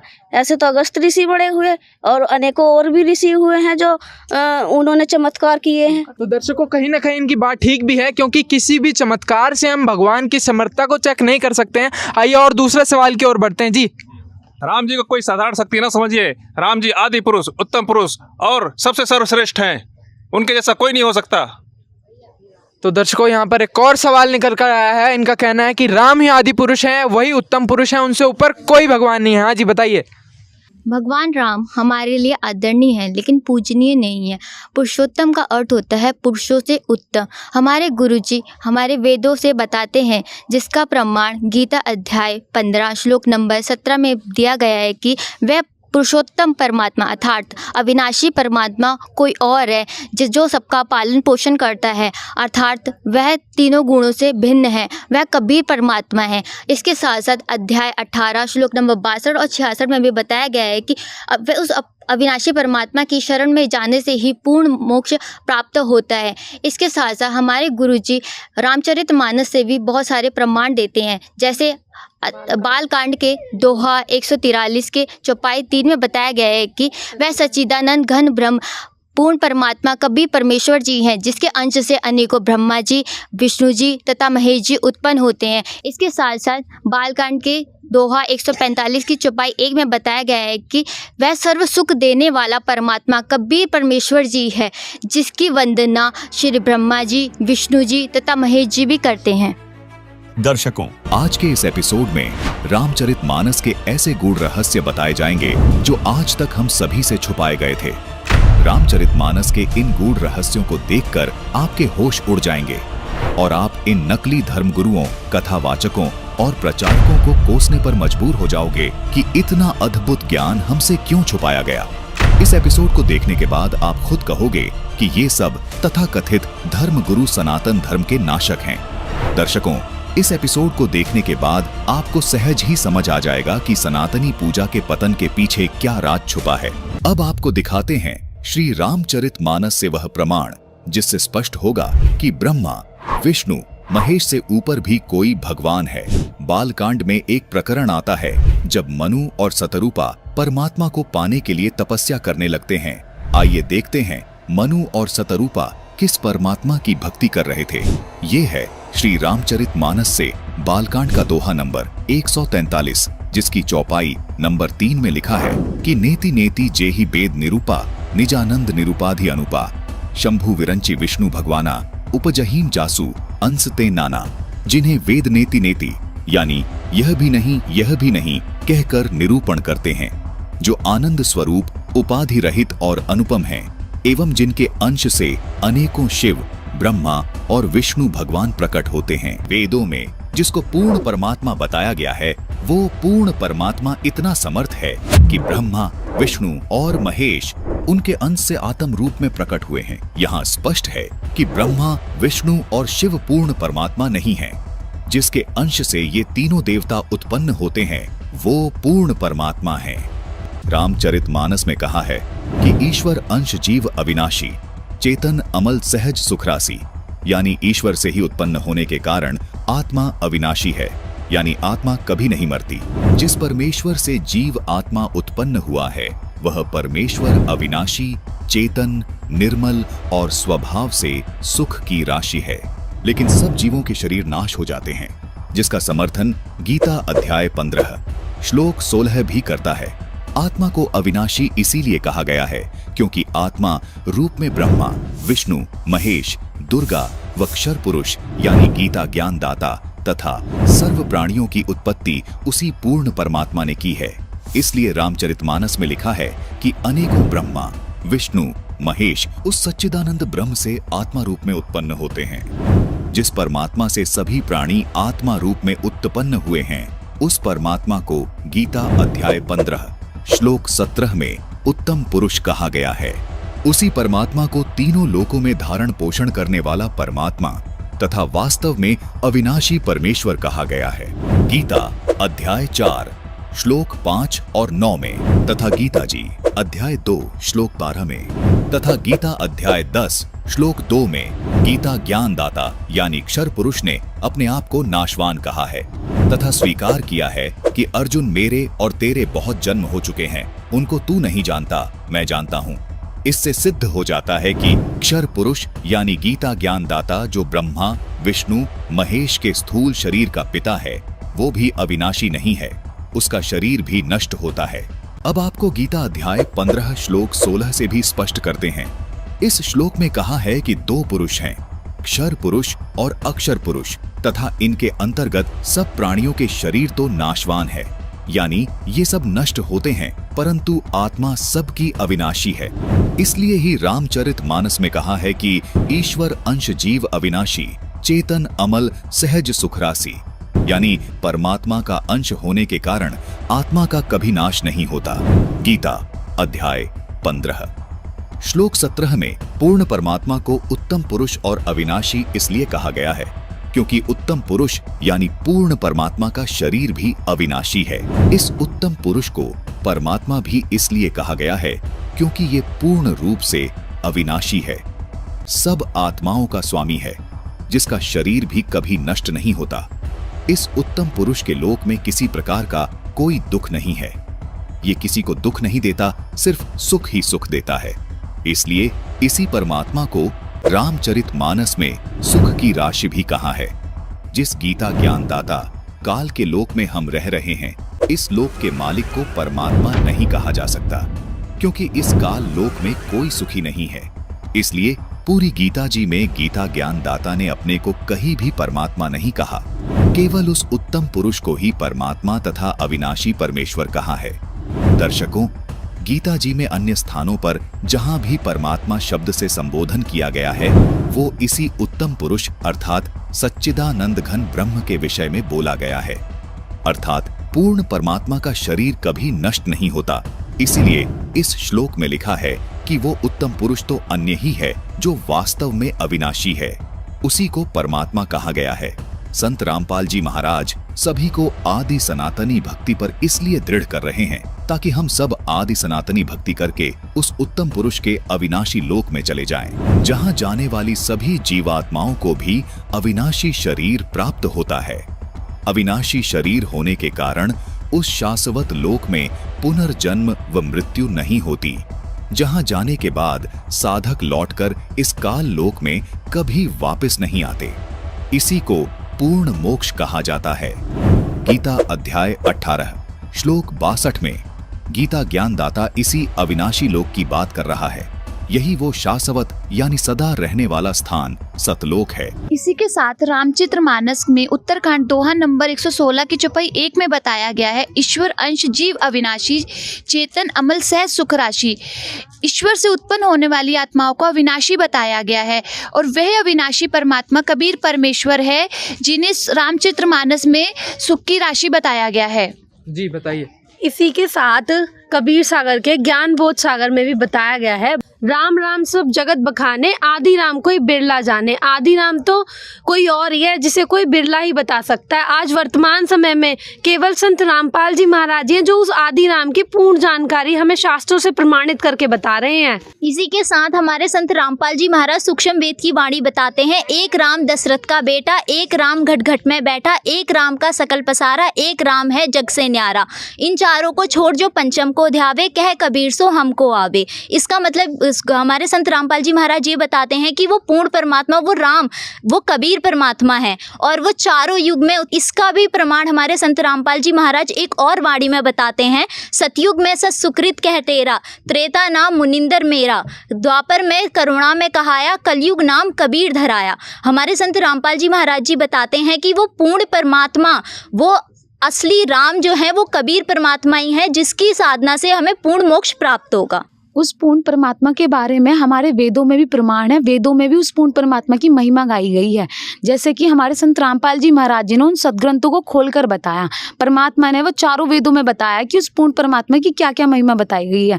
ऋग्वेद मंडल नंबर 9 सूक्त 1 के मंत्र 9 में बताया गया है, उसमें बताया गया है कि वेदों में परमात्मा को कबीर देव के नाम से संबोधित किया गया है और उसमें बताया गया है कि वह पूर्ण परमात्मा अपने निज धाम मतलब यानी कि सतलोक से चलकर स्वयं धरती पर आकर प्रकट होते हैं। वो शिशु रूप बालक का रूप मतलब शिशु रूप मतलब बालक का रूप धारण कर कर आते हैं और उस परमात्मा की जो परवरिश होती है वो कुंवारी गाय के दूध से की जाती है। उसी के साथ साथ ऋग्वेद मंडल नंबर 9 सूक्त 94 के मंत्र 1 में भी बताया गया है कि उस पूर्ण परमात्मा की लीलाओं का काफी रूप से वर्णन किया गया और उसमें बताया गया कि वह पूर्ण परमात्मा अपने तत्व ज्ञान को प्रचार करने के लिए कवियों का रूप धारण करता है, मतलब वहाँ उस परमात्मा को कवि की उपाधि दी गई है। उसी के साथ साथ ऋग्वेद मंडल नंबर 9 सूक्त 96 के मंत्र 17 में बताया गया है कि वह पूर्ण परमात्मा शिशु रूप धारण कर कर वह तत्व ज्ञान का प्रचार करता है, मतलब कबीर की वाणी मतलब कवियों की वाणी के माध्यम से उस तत्व ज्ञान का प्रचार करता है। उसी के साथ साथ यजुर्वेद अध्याय 29 के मंत्र 25 में भी बताया गया है कि वह पूर्ण परमात्मा अपने तत्व ज्ञान को प्रकट करने के लिए धरती पर स्वयं प्रकट होते हैं। जब भक्त समाज के साथ शास्त्र विधि को त्याग कर मनमाना आचरण कराया जा रहा होता है तब परमात्मा खुद आकर उस तत्व ज्ञान को प्रकट करते हैं कि ताकि उन बच्चों तक, उन सभी मेरी संतान तक वो तत्व ज्ञान पहुंच पाए जो कि शास्त्र अनुकूल तत्व ज्ञान है। यही नहीं, हमारे संत रामपाल जी महाराज जी ने ऐसे अनेकों प्रमाण हर एक सदग्रंथों में दिए। रामचरितमानस में भी उस आदि राम मतलब उस आदि परमेश्वर पूर्ण परमेश्वर के बारे में बताया गया, जिसके बहुत सारे प्रमाण रामचरितमानस में हैं। हम वो प्रमाण आपको रामचरितमानस में खुद दिखा सकते हैं। उसी के साथ साथ रामचरितमानस में भी बताया गया है, रामचरितमानस के बालकांड प्रश्न नंबर 33 के दोहा नंबर 12 में बताया गया है कि सरस्वती, ब्रह्मा जी, विष्णु जी और शिव जी, वेद पुराण भी उस आदि राम के गुणगान किया करते हैं। ऐसे बहुत सारे प्रमाण हैं। तो दर्शकों, यहाँ पर बहुत ही हैरानी की बात है कि संत रामपाल महाराज के समर्थकों वाला जो पक्ष है उसने बहुत सारे ढेरों प्रमाण यहाँ पर जो है दे दिए हैं। जैसा कि हमारी डिबेट का जो टाइटल था पवित्र शास्त्रों के आधार पर होगा रहस्यों का खुलासा, वही यहाँ पर हमें देखने को मिल रहा है। अब आपसे मैं जानना चाहूंगा आपके क्या विचार हैं इसके ऊपर। हमारे पुरोहित जी ने आज तक ऐसा कुछ हमें बताया ही नहीं है। हमारे राम ही आदि अविनाशी है, वही हमारे एक ही राम है, वही है सब कुछ, आदि राम वही है। आज तक हमें कोई एक ही राम है हमारा। जो हमारे आदि काल से हमारे पूर्वज जो करते आ रहे हैं, हमारे पुरोहित ये बैठे हुए हैं, ये हमें बता रहे हैं, हम वो पूजा साधना कर रहे हैं, तो हम इनकी बात क्यों माने? हमारे जो पुरोहित बोलेंगे वो हम मानेंगे। हाँ पुरोहित जी, अब आप क्या बताना चाहें? नहीं, बात बिल्कुल सही है, इसमें ऐसा कुछ भी नहीं है। ये सभी बातें हमने कहीं भी आज तक नहीं देखी जो 4 राम के बारे में बताया गया यहाँ पे। तो सबसे बढ़िया बात यहाँ पर ये रहेगी कि हम वापस से एक बार श्री रामचरितमानस को खोलकर फिर से निर्णय कर लेते हैं कि क्या ये जो प्रमाण इन्होंने अभी बताए थे क्या वो रामचरितमानस में वर्णित है या नहीं है, क्योंकि इस पक्ष के पास यहाँ पर अभी तक कोई प्रमाण हमें जो है नहीं देखने को मिला है, ना पंडित जी ने अभी तक कोई प्रमाण दिया है। संत रामपाल महाराज का जो पक्ष है वो यहाँ पर हावी नजर आ रहा है, क्योंकि लगातार वे अपने प्रमाण दे रहे हैं और इस पक्ष को समझा रहे हैं। अब आइए एक और बार देखते हैं रामचरितमानस में क्या बताया गया है। एक बार फिर रहस्य से उठेगा पर्दा, सच जो आप जानना चाहते हैं। एक बार फिर संत रामपाल महाराज के समर्थक यहाँ पर आए हैं और वो फिर से रामचरितमानस में से यहाँ पर प्रमाण जो है दिखाने जा रहे हैं। जी पंडित जी, मैं आपको और प्रमाण दिखाना चाहती हूँ। ये श्री रामचरित दिखाइए। हम तो बचपन से ही प्रमाण देखते आ रहे हैं, बचपन से ही। ये श्री रामचरितमानस सचित्र सटीक मोटा टाइप टीकाकार हनुमान प्रसाद पोद्दार की है।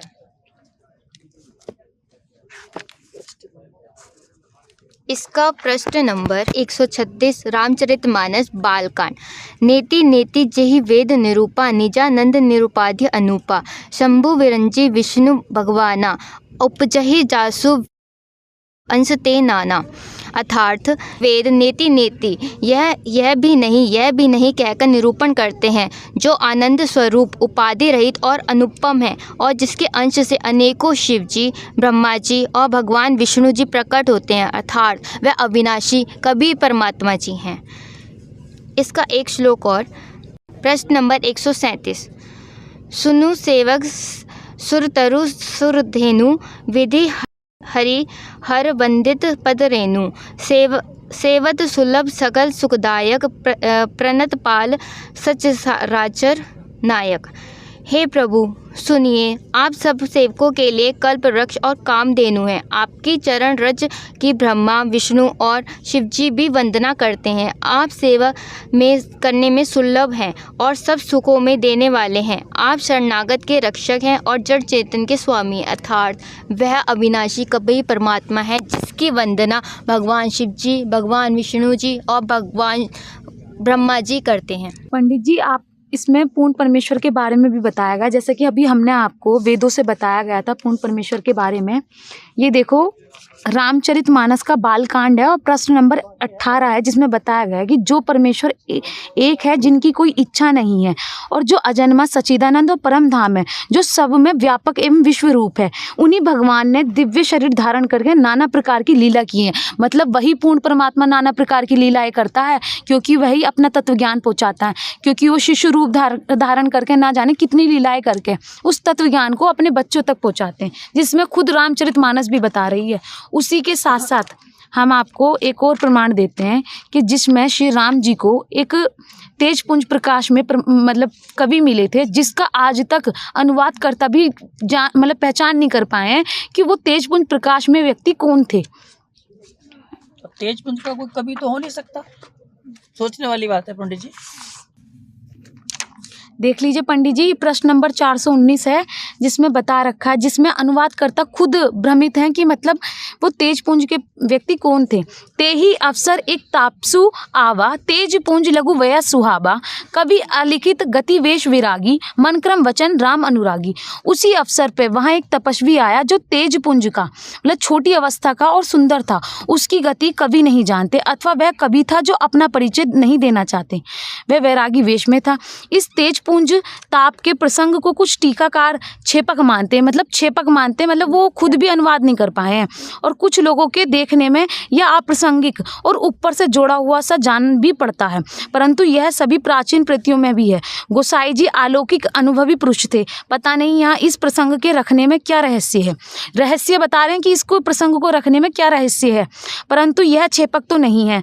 इस तापस को जब कभी अलिखित गति कहते हैं तो तब निश्चय पूर्वक कौन क्या कह सकता है कि हमारी समस्या ये तापस या तो श्री हनुमान जी थे या अथवा ध्यानस्थ तुलसीदास जी, मतलब उनको खुद भी नहीं पता या तो वो हनुमान जी थे या क्योंकि वो तो पूर्ण परमात्मा थे, क्योंकि पूर्ण परमात्मा चारों युगों में आते हैं और परमात्मा त्रेता युग में मुनिंद्र ऋषि के रूप में आए थे अपने तत्व ज्ञान को बताने के लिए कि मैं अपने बच्चों तक उस तत्व ज्ञान को बता पाऊँ जो शास्त्रानुकूल ज्ञान है। इसका खुद अनुवाद करता, अब खुद देख लीजिए, इसका खुद अनुवाद करता पूर्ण रूप से अनुवाद नहीं कर पा रहे हैं कि वो है कौन, वो तेज पुंज प्रकाश में व्यक्ति, वह तेज पुंज प्रकाश में मानव खुद पूर्ण परमात्मा थे। इससे सिद्ध हो जाता है कि वो पूर्ण परमात्मा, वो आदि राम कोई और है, वो श्री राम जी नहीं है, वो आदि राम, वो पूर्ण परमेश्वर है। उसी के साथ साथ पंडित जी हम आपको एक और प्रमाण देते हैं जो कि हमारे गुरुजी ने बताया है। पंडित जी आप बात कर रहे थे ना कि आदि राम और राम राम, मतलब आप कह रहे हो कि वो आदि राम ही राम है। हमने तो आपको गुरुजी की दया से इतने प्रमाण दिए क्योंकि हमारे गुरुजी ने हमें बताया है। उसी के साथ साथ एक मुनिराज, मतलब एक मुनि से वार्तालाप कर रहे हैं जो कि पूछ रहे हैं, जिसमें कि मतलब भगवान शिव जी के बारे में कथा बता रहे हैं, जिसमें बता रहे हैं कि उन मुनि जी ने उस मुनि जी से पूछा कि हे मुनिराज, वह भी राम की महिमा है क्योंकि शिव जी महाराज दया करके राम नाम का ही उपदेश करते हैं। और हे प्रभु मैं आपसे पूछता हूँ कि वे राम कौन है, हे कृपा निधान मुझे समझा कर कहिए। वो पूछ रहे हैं उस आदि राम के बारे में क्योंकि हर कोई उस मतलब हर कोई श्री राम मतलब दशरथ पुत्र श्री राम जी को जानता है। एक राम तो अवध नरेश दशरथ जी के कुमार हैं। वो खुद कह रहे हैं एक मुनि दूसरे मुनि से कि एक राम तो अवध नरेश दशरथ जी के कुमार हैं। उनका चरित्र सारा संसार जानता है। उन्होंने स्त्री के विरह में अपार दुख उठाया और क्रोध आने पर युद्ध में रावण को मार डाला। मतलब उन राम जी के बारे में बता रहे हैं और दूसरे राम के बारे में पूछ रहे हैं, हे प्रभु वह राम वही राम है या कोई और दूसरे हैं। मतलब वो आदि राम के बारे में पूछ रहे हैं, क्योंकि उन्होंने बताया कि शिव जी जिस आदि राम को जपते हैं, वो पूछ रहे हैं कि हे प्रभु वही राम है या कोई और दूसरे राम हैं जिनको शिव जी जपते हैं। आप सत्य के धाम हो और आप सब कुछ जानते हो, ज्ञान विचार कर कहिए। मतलब वो मुनिवर उन मुनिवर से पूछ रहे हैं कि आप मुझे पूर्ण रूप से बताइए कि राम और आदि राम में क्या है, क्योंकि श्री शिव जी जो उस आदि राम को जपते हैं। इसी के साथ अगर आपको प्रमाण एक और दिखा देते हैं, यहाँ से स्टार्ट है। तथापि जता श्रुत जशी मति मोरी, कहियो देखी प्रीति अति तोरी, उमा प्रश्न तव सहज सुहाई, सुखद संत सम्मत मोही भाई। तो भी तुम्हारी अत्यंत प्रीति देखकर जैसे कुछ मैंने सुना है और जैसी मेरी बुद्धि है उसी के अनुसार मैं कहूँगा। हे पार्वती, तुम्हारा प्रश्न स्वाभाविक ही सुंदर है, सुखदायक है और संत सम्मत है और मुझे तो बहुत ही अच्छा लगा। मतलब पार्वती जी उस आदि राम के बारे में बता रही हैं इन्हें, मतलब शिव जी को। परंतु हे पार्वती, एक बात मुझे अच्छी नहीं लगी, यद्यपि वह तुमने मोह के वश होकर ही कही। तुमने जो यह कहा कि वे राम कोई और हैं जिन्हें वेद गाते हैं और मुनिजन जिनका ध्यान करते हैं। जैसे कि हमारे गुरुजी ने बताया, उस पूर्ण परमात्मा की महिमा वेदों में गाई गई है और वो खुद बता रहे हैं कि वे राम कोई और हैं जिनकी महिमा पार्वती जी शिव जी को बता रही हैं। यानी कि शिव जी और माता पार्वती जी भी उस आदि राम को ही मानते हैं और उस आदि राम को ही जपते हैं। तो क्यों ना हम भी उस आदि राम की साधना करें। हम क्यों शास्त्र साधना करें, हम भी तो वो शास्त्र अनुकूल साधना करें। और वर्तमान में संत रामपाल जी महाराज जी हमारे वो शास्त्रों को खोलकर शास्त्र अनुकूल साधना के बारे में बता रहे हैं। तो आप खुद बताइए कि हम जो भी हम आपको बता रहे हैं वो अपनी मनगढ़ंत बातों को नहीं बता रहे हैं, वह हमारे स्वयं गुरु जी ने सदग्रंथों से ही बताया है। पंडित जी, आप क्या बताना चाहेंगे, अब आपका क्या निर्णय है? देखिए, बात ऐसी है कि हमने बचपन से ही गुरुकुल में विद्या ग्रहण की है और बहुत शक्तिपीठों में जाके हमने ऐसे गुरुओं से शिक्षा ग्रहण की है जो बहुत लंबे समय तक साधना उन्होंने की है। तब साधना करने के बाद में उन्होंने विद्या ग्रहण की और उस विद्या को हमने उनसे आगे ग्रहण किया है।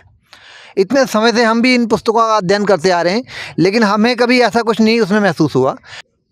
अगर ऐसा कुछ होता तो हमारे गुरु वह भी तो इस बारे में कुछ बताते।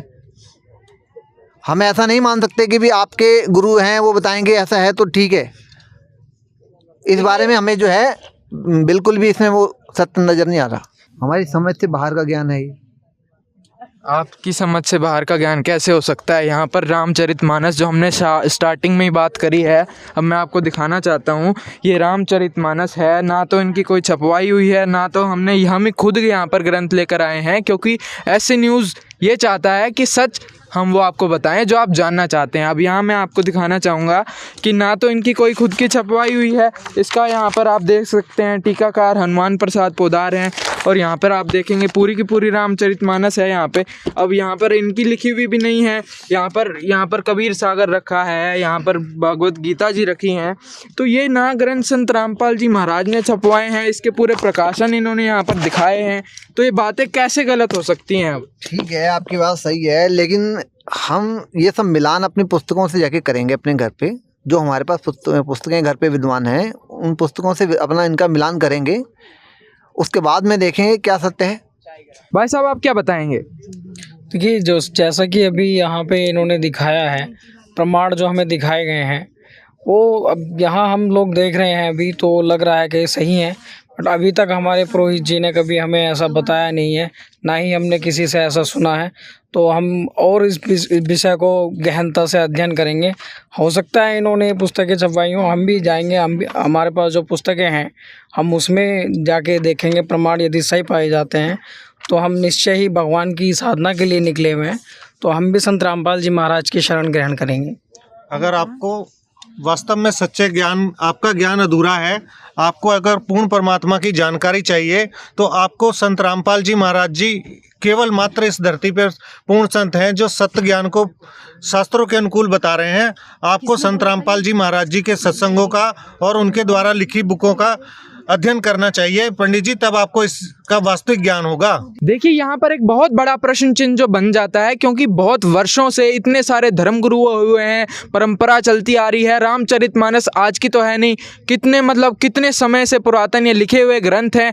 ये गीता जी आज की तो है नहीं, बहुत समय से ये जो गुरुकुल में इनको शिक्षा प्राप्त हुई है, सिद्धि प्राप्त, इतने बड़े बड़े विद्वान हमारे पास बैठे हैं, आज तक किसी ने ये नहीं बताया। लेकिन फिर भी इस डिबेट के माध्यम से हमने आपको बताया कि संत रामपाल महाराज का जो पक्ष है उसने यहाँ पर बताया है, प्रमाण दिए हैं, तो यहाँ पर बहुत ही बड़ी बात है। तो दर्शकों, आइए अपने प्रोग्राम को आगे बढ़ाते हैं। दीपावली पर महाखुलासा, पवित्र शास्त्रों के आधार पर होगा रहस्यों का खुलासा। आइए अपने अगले सवाल की ओर बढ़ते हैं। हाँ जी बताइए, ये भगवान श्री राम के बारे में क्या क्या बोल रहे हैं। भगवान राम तो श्री राम जो हैं वो तारनहार हैं और मोक्षदायक हैं, और हमने तो बहुत उनकी भक्ति करी है, इतनी भक्ति करते चले आ रहे हैं, राम का नाम जपते चले आ रहे हैं।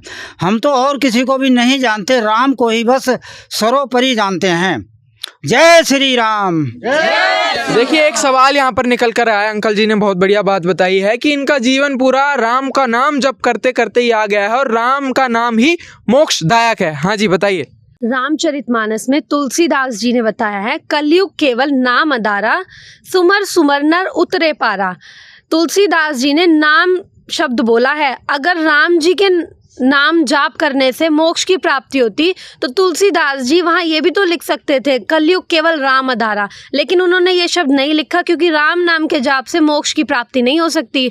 जो मोक्ष की प्राप्ति होगी वो नाम के जाप से होगी। उस नाम के बारे में श्रीमद् भगवद गीता अध्याय नंबर 17 श्लोक नंबर 23 में बताया गया है। उस पूर्ण परमात्मा की प्राप्ति के 3 मंत्रों का जाप बताया गया है, जो कि ओम, तत् और सत है।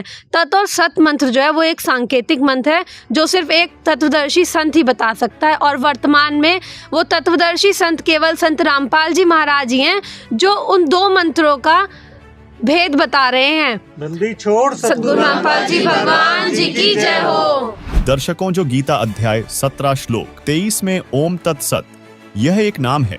ये नाम है जो पूर्ण मोक्षदायक है, जिसके विषय में श्री रामचरितमानस के बालकांड के दोहा नंबर 25 की चौपाई नंबर 3 व 4 में लिखा है, सुमेरी पवन सुत पावन नामू, अपने बस करी राखे रामू, कहों कहां लगी नाम बढ़ाई, रामू न सकहीं नाम गुण गाई।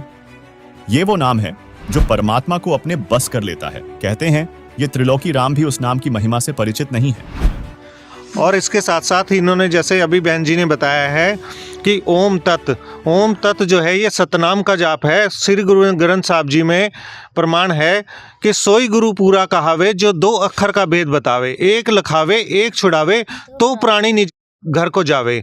तो ये संत रामपाल जी महाराज जी ने सतनाम का जाप अपने सभी शिष्यों को दिया है। ये शास्त्र अनुकूल है और इसी नाम के बारे में बार बार सभी संतों ने जिक्र किया है, और ये जाप संत रामपाल जी महाराज जी अपने सभी शिष्यों को देते हैं, और इसी नाम का जाप से ही मोक्ष की प्राप्ति होगी। यानी कि इस नाम के जाप से जो है मोक्ष की प्राप्ति होगी। हाँ जी, इधर से क्या सवाल है? ऐसे ही एक गुरु नानक देव जी की वाणी है जिसमें बताया गया है, नानक दुखिया सब संसार, सुखी सोए जो नाम आधार। इसमें नाम के बारे में बताया गया है, ना कि राम के बारे में। तो हमारे संत रामपाल जी महाराज जी वो नाम देते हैं जिससे कि हमें मंत्र जाप करने से सुख मिलता है और हमें मोक्ष की प्राप्ति होती है, जो कि हम नित्य जाप करते हैं, सुबह भी करते हैं, शाम भी करते हैं, डेली ये मंत्र का हम जाप करते हैं, जिससे कि हमें सुख मिल सकता है और मोक्ष की प्राप्ति हो सकती है। अगर ये लोग भी उस मंत्र को शास्त्रों के द्वारा बताए गए अनुसार भक्ति करेंगे तो इनको भी लाभ संभव है। तो दर्शकों, जैसा कि संत रामपाल जी महाराज के समर्थकों ने यह बात सिद्ध करके बताई है शास्त्रों से कि उस राम के जो असली नाम है उन सत मंत्रों से जाप करने से ही हमें मोक्ष की प्राप्ति हो सकती है, और वही नाम जो है तारक नाम है। हम भी राम नाम का ही जाप करते हैं। इन्होंने हमें बहका रखा है और ये सनातन विरोधी हैं और राम विरोधी हैं। हम भी दिन राम कर रहे हैं और राम का नाम हमारे सारे राम भक्त बैठे हैं। जय श्री राम, जय श्री राम। जी, इनका कहना है कि ये भी राम का नाम जाप करते हैं और आप लोग जो है सनातन विरोधी हैं। अब आप लोग बताइए, आप सनातन विरोधी हैं या आप सनातन हितैषी हैं? आपने बहुत सारी जो है बातें बिल्कुल हटकर बताई हैं जो आज तक किसी ने नहीं सुनी है। आज के महाखुलासा के प्रोग्राम में आपने भी बहुत सारी बातें ऐसी सुनी होंगी जो आज तक आपने नहीं सुनी। इसलिए ऐसे न्यूज़ भी आपसे गुजारिश करता है जो भी चर्चा यहाँ पर हुई है शास्त्रों के प्रमाणित चर्चा हुई है। अब आप लोग बताइए, आप क्या बताना चाहेंगे? संत रामपाल महाराज क्या सनातन विरोधी हैं या सनातन हितैषी हैं? आप क्या बताएंगे? संत रामपाल जी महाराज जी सनातन विरोधी नहीं है, सनातन हितैषी हैं। संत रामपाल जी महाराज जी ने, आपकी जानकारी के लिए बता दूं कि जो ये अयोध्या में श्री राम के मंदिर की स्थापना हुई थी उसमें अखंड भंडारा चलाया था जो 24 घंटे लाखों लोगों ने किया, वो निःशुल्क था। उसका प्रमाण आप जाके वहाँ पे पता कर सकते हैं और पूरी जानकारी ले सकते हैं कि निःशुल्क भंडारा कितने दिन तक चला था। आइए दर्शकों, अब आपको संत रामपाल जी महाराज द्वारा 1 महीने तक श्री राम जन्मभूमि अयोध्या में कराए गए भंडारे के बारे में दिखाते हैं।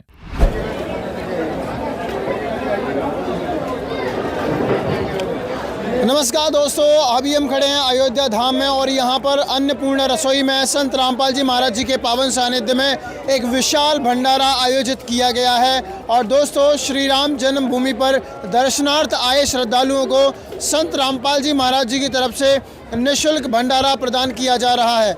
दोस्तों, यहाँ पर रात का वक्त है और यहाँ पर इतनी ज़्यादा तादाद में श्री राम भक्त आए हुए हैं, लेकिन सभी प्रकार से जो व्यवस्था है वो एकदम चाक पाक नज़र आ रही है। बहुत सुंदर व्यवस्था है। आप देख सकते हैं मेरे पीछे जो संत रामपाल जी महाराज जी के तमाम सेवादार हैं वो खड़े हैं, विभिन्न सेवादार हैं, बहुत से सेवादार हैं वो यहाँ पर खड़े हुए हैं। And the guys are doing their seva in a fantastic way, all the works are going on in a fantastic way. सारे काम बहुत ही शानदार तरीके से चल रहे हैं। दोस्तों, यहाँ पर एक लाइन लगाई गई है माताओं बहनों की, एक अलग से लाइन है। आप देखिए, ये जो लाइनें हैं वो माताओं बहनों की लाइन है। और दोस्तों देखिए, यहाँ पर जो पुरुष हैं उनकी लाइन एक अलग से लगाई गई है और ये लाइनें दो तरफ चल रही हैं। दोस्तों, एक तरफ मैं कैमरामैन से कहूँगा दूसरी तरफ की लाइन भी दिखाएं। वहाँ भी देखिए बहुत ज़्यादा तादाद में यहाँ पर श्रद्धालु पहुँचे हैं, तो वहाँ भी एक लाइन लगाई गई है और पूरी जो व्यवस्थाएं हैं वो बहुत ज़्यादा शानदार तरीके से चल रही हैं। महाराष्ट्र से आए हैं सर जी, ये जो भंडारा है वो संत रामपाल जी महाराज जी के द्वारा चलाया जा रहा है। क्या कहेंगे आप रामपाल जी महाराज को? बहुत अच्छा है, बहुत अच्छा है, नियोजन को बहुत अच्छा है, खाना पीना बहुत अच्छा है, बढ़िया है बहुत। कोई पैसा तो नहीं ले रहे? नहीं, कोई नहीं, बहुत मुफ्त में है सब, बहुत अच्छा है। दोस्तों, ये तो वो लाइनें हैं जो यहाँ पर ये जो भंडारा चलते चलते भी काफ़ी समय हो चुका है। और देखिए, अब यहाँ पर तमाम जो सेवादार हैं, तमाम जो श्रद्धालु हैं वो भोजन का आनंद लेते हुए नज़र आ रहे हैं। और देख सकते हैं यहाँ पर ब्रेंच पर बैठकर लोग भोजन कर रहे हैं, बड़े आनंदित महसूस कर रहे हैं।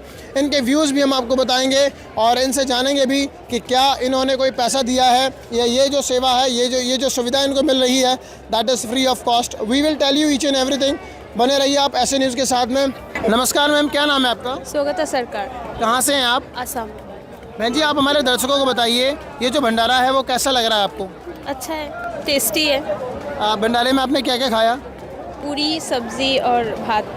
पूरी सब्जी भात, हलवा जो दिया जा रहा है उसका कोई पैसा दिया जा रहा है, लिया जा रहा है आपसे? नहीं। क्या कहना चाहेंगे आप रामपाल जी महाराज जी के बारे में? उन्होंने ये जो भंडारा है श्री राम भक्तों के लिए बिल्कुल फ्री कर रखा है। थैंक यू फॉर दैट, और सबको मिलना चाहिए, अच्छी बात है। थैंक यू सो मच बहन जी। तो दोस्तों, इसी प्रकार यहाँ पर लगातार संगत पहुँच रही है और तमाम जो श्रद्धालु हैं आप देखिए यहाँ पर भंडारा कर रहे हैं। इनसे भी हम जानेंगे कि इनको भंडारे का कोई पैसा देना पड़ रहा है या ये भंडारा इनको निःशुल्क प्रदान किया जा रहा है। यहाँ पर एक बहन जी हमारे साथ जुड़ चुकी हैं। नमस्कार बहन जी, क्या नाम है आपका? नमस्कार, मेरा नाम प्रतिभा पाल है। कहाँ से हैं आप? असम से। बहन जी, हमारे दर्शकों को बताइए, ये जो भंडारा आपने किया है क्या आपने इसका कोई पैसा दिए हैं? नहीं, एक पैसा नहीं दिए। स्वाद कैसा है भंडारे का? बहुत अच्छा है। क्या क्या खाया आपने भंडारे में? खाना में सोयाबीन का सब्जी, दाल और एक सब्जी है, बहुत हलवा, पूरी, भात, राइस। अच्छा है, बहुत अच्छा है। आपको अच्छा लग रहा है यहाँ पे? बहुत अच्छा लग रहा है। नमस्कार बहन जी, क्या नाम है आपका? अर्पिता सिंह है मेरा नाम और मैं आसाम लामनिंग से आई हूँ। इधर पे आके तो बहुत ही अच्छा लग रहा है, इतना फ्री में खाना मिल रहा है और खाना वगैरह सिस्टम बहुत अच्छा है, इतना स्वादिष्ट खाना है और पूरा फ्री में ये सब मिल रहा है। बहुत अच्छा व्यवस्था किया है, हम लोग तो बहुत खुश है इधर पे आके। यहाँ पर ये व्यवस्था संत रामपाल जी महाराज जी के द्वारा की गई है। क्या कहना चाहेंगे आप संत रामपाल जी महाराज जी के लिए? हमारे दर्शकों को बताइए। उनके विचार तो क्या ही बोले, उनका तो पूरा जो बोलना है, जो भी बोले उसका बारे में बहुत कम, उसका बारे में उसका विचार इतना अच्छा है कि उसका बारे में जितना ही बोलो उतना ही कम है। बहन जी, जिस प्रकार संत रामपाल जी महाराज देश को नशा मुक्त बनाना चाहते हैं और दहेज मुक्त करना चाहते हैं, ये कितना ज़रूरी है, आप बताइए। ये तो बहुत ही ज़रूरी है, क्योंकि आजकल सभी लोग बच्चे से लेके बूढ़े तक नशा करता ही रहता है, और ये सब तो हानिकारक है सभी लोग के लिए। और उसका विचार तो बहुत ही अच्छा है, नशा मुक्त जितना जल्दी हो सके उतना ही अच्छा है। अगर पूरा देश, पूरा विश्व नशा मुक्त हो जाए। और एक बात मैं और बता दूं, संत रामपाल जी महाराज जी के कोई भी शिष्य, एक भी शिष्य नशा नहीं करता है, तो क्या कहना चाहेंगे आप रामपाल जी महाराज जी के लिए? उनके और जो भी लोग नशा करते थे उन सभी लोगों ने नशा छोड़ दिया। उनके बारे में क्या है बोलना, उनके शिष्य का जैसा ही पूरा देश अगर नशा मुक्त हो जाए तो बहुत ही अच्छा है। And in Bengali you can speak. Okay, আমার মতে হলো এত খুশি হয়েছি আমরা এসে, আর খাওয়া দাওয়া তো অ্যাভেলেবেল, আর এত সুন্দর ব্যবস্থা করেছে, মানে বহুত ভালো লেগেছে এখানে এসে। এত সুন্দর ব্যবস্থা করেছে, ঘুম খাওয়া কোনো কিছুর অসুবিধা হচ্ছে না, অ্যাভেলেবেল খাওয়া যতবার চাও তুমি ততবার মন খুশিতে নিতে পারো, এত ভালো ব্যবস্থা। আর যারা এখানে কর্মীরা আছে ওরা এত ভালো ব্যবহার করছে, বহুত ভালো লাগছে। नमस्कार सर जी, क्या नाम है आपका? रामदुलाल यादव। यादव जी, हमारे दर्शकों को बताइए, ये जो भोजन है इसका कोई पैसा लिया जा रहा है या निःशुल्क? निःशुल्क है, निःशुल्क, कोई व्यवस्था, कोई शुल्क नहीं है इसका। बिल्कुल निःशुल्क है? बिल्कुल निःशुल्क है। कोई जो मिठाई वगैरह का कोई पैसा अरे लिया वाह, गया? कुछ नहीं, कोई पैसा नहीं। ये जो भोजन करा रहे हैं इनका आदर भाव स्वभाव कैसा है? एकदम बहुत अच्छा, बहुत अच्छा, बेस्ट। हाँ, बहुत बहुत धन्यवाद। क्वालिटी का, कुछ क्वालिटी का मामला है। संत रामपाल जी महाराज जी के लिए क्या कहना बहुत चाहेंगे? बहुत धन्यवाद, महात्मा जी को प्रणाम, बहुत बहुत धन्यवाद। Thank you so much. तो आपने देखा, यादव जी ने बताया कि भी हमारे जो प्रशासनिक अधिकारी हैं उन्होंने बताया कि उन्हें काफ़ी अच्छा लगा। कि एक और सर बैठे हुए हैं। जी नमस्कार जी। क्या नाम है आपका? रविंद्र नारायण। क्या किस पद पे हैं आप सर? SI। SI पद। सर, हमारे दर्शकों को बताइए, ये जो भोजन की व्यवस्था है कैसी है? बहुत अच्छी व्यवस्था है। क्या कहना चाहेंगे आप संत रामपाल जी के लिए? बहुत बहुत धन्यवाद, साधुवाद। बहुत बहुत। कोई पैसा तो नहीं लिया जा रहा? कोई पैसा नहीं किसी का, बिल्कुल भी निःशुल्क। चाय वगैरह का कुछ नहीं। नमस्कार सर जी, क्या नाम है आपका? मैं भानुदत्त त्रिपाठी बोल रहा था। त्रिपाठी जी, कैसा लग रहा है आपको? एक नंबर का सब कुछ व्यवस्था। कोई पैसा तो नहीं लिया जा रहा राम भक्तों से? ना ना, निःशुल्क सेवा कर रहे हैं और खाना भी अच्छा खिला रहे हैं, अच्छा व्यवस्था से। कोई किसी के दबाव में तो नहीं बोल रहे आप? ये ईमानदारी से बताइए। दबाव, कोई दबाव नहीं, दबाव में क्यों रहूँगा? जो भी है अच्छा, जो सामने वही तो बोलूँगा। बहुत बहुत धन्यवाद। Thank you. दोस्तों, अभी आपने देखा जो भी अतिथिगण, जो भी श्रद्धालु यहाँ पर आए थे, जो भी सेवादार प्रशासनिक अधिकारी भोजन कर रहे थे, उनसे हमने आपको मिलाया और बताया कि भी उन्होंने बताया कि यहाँ पर कोई भी शुल्क नहीं लिया जा रहा है। श्री राम भक्तों की सेवा करके संत रामपाल जी महाराज जी के अनुयायी बहुत खुश हैं, और जो भी लोग भंडारा कर रहे हैं वे भी काफ़ी खुश हैं संत रामपाल जी महाराज जी के शिष्यों के व्यवहार से। कुछ और हमारे साथ संत रामपाल जी महाराज जी के शिष्य जुड़ चुके हैं, इनसे जानते हैं कि आखिरकार इन्हें कैसा लग रहा है और क्या क्या पकवान दे रहे हैं ये आने वाले श्रद्धालुओं को। नमस्कार सर जी, क्या नाम है? सर जी, करमवीर दास है। सर, क्या कहना चाहेंगे, क्या क्या भोजन में आप प्रदान कर रहे हैं? भोजन में जी है, लड्डू है, जलेबी है, बर्फ़ी है, बूंदी है, फुलकाराम है, हलवा प्रसाद है, और रायता है, दही है। सर, कोई पैसा ले रहे हैं आप? यहाँ फ्री है जी, संत रामपाल जी महाराज जी की तरफ से कोई पैसा नहीं लिया जाता। सर, यहाँ पर जो भी प्रशासनिक अधिकारी वगैरह या जो भी आ रहे हैं, क्या कोई दान दक्षिणा देके जा रहा है? नहीं जी, यहाँ पे गुरुजन ने मना कर रखा है, ये सब आश्रम की तरफ से है।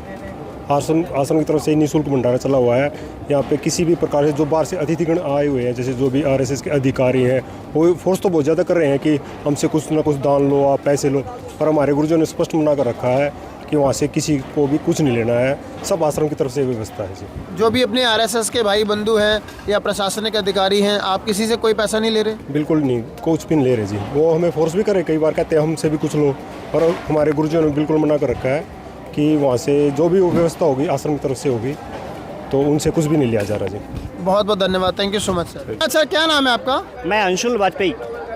वाजपेयी जी, कहाँ से आए आप? मैं कानपुर से, भारतीय जनता पार्टी का मीडिया प्रभारी हूँ, कानपुर ग्रामीण जिले से। श्री राम भक्तों के लिए संत रामपाल जी महाराज जी ने यहाँ पर निःशुल्क भंडारा लगाया हुआ है, आप उनके बारे में क्या कहना चाहेंगे? रामपाल जी निश्चित रूप से एक अच्छे राम भक्त हैं और उन्होंने सभी राम भक्तों के लिए जो सहयोग किया है, हम उसका हृदय की गहराइयों से धन्यवाद एवं आभार प्रकट करते हैं। भोजन भंडारा किया आपने? भोजन कर लिया मैंने, भोजन बहुत अच्छा था, और मैं आपसे भी आवेदन करता हूं, हमारे जितने भी लोग हमें सुन रहे हैं, मैं उनसे आग्रह करता हूं कि आप यहां पधारिए और भोजन का आनंद लीजिए। राम राम बहन जी, कहाँ से हो आप? हम लोग मुंबई से आए हैं और हम लोग मलबार हिल विधानसभा के और राम भक्त हैं सभी, और राम भक्त राम लल्ला के दर्शन करने के लिए आए हैं।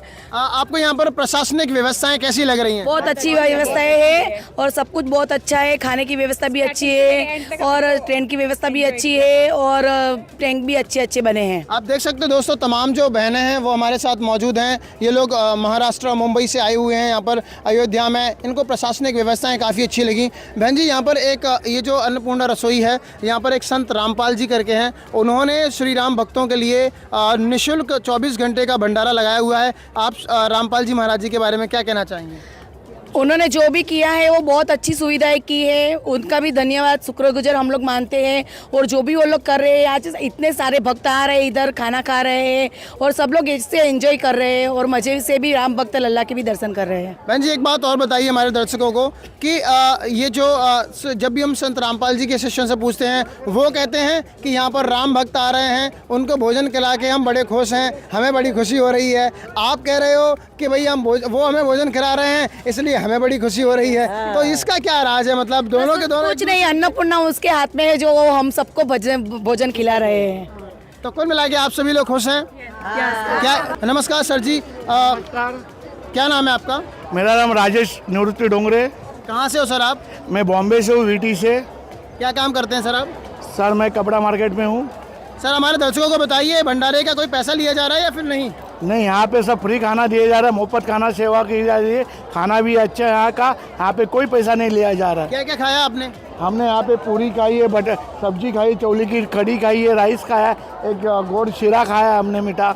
सर आप बताइए, कोई ऐसा तो नहीं कि एक बार आपको फ्री में दिया जा रहा है, दूसरी बार कोई पैसा लिया जाए? नहीं सर, यहाँ पे ऐसा अभी हमने सुना भी नहीं, ना हमसे कोई किसने पैसा लिया भी नहीं सर। चाय वाय की व्यवस्था कैसी है? सब अच्छी व्यवस्था है यहाँ पे, नहाने की व्यवस्था अच्छी है, रहने की व्यवस्था अच्छी है, सब व्यवस्था अच्छी है। दर्शकों, अभी आपने देखा संत रामपाल जी महाराज द्वारा अयोध्या में कराए गए भंडारे से संबंधित यह रिपोर्ट, जिससे यह भी स्पष्ट होता है कि संत रामपाल जी महाराज व उनके अनुयायी श्री रामचंद्र जी का अनादर नहीं करते, बल्कि उन्हें भी श्री विष्णु जी के अवतार रूप में पूर्ण सम्मान देते हैं। चलिए आगे देखते हैं यह डिबेट। जैसे कि ये हमें बता रहे हैं कि हम सनातन विरोधी हैं। पहली बात तो हमने इनको जितना भी प्रमाण दिए वो शास्त्रों से दिए और हमारे गुरुजी भी शास्त्रों को खोलकर ही बताते हैं।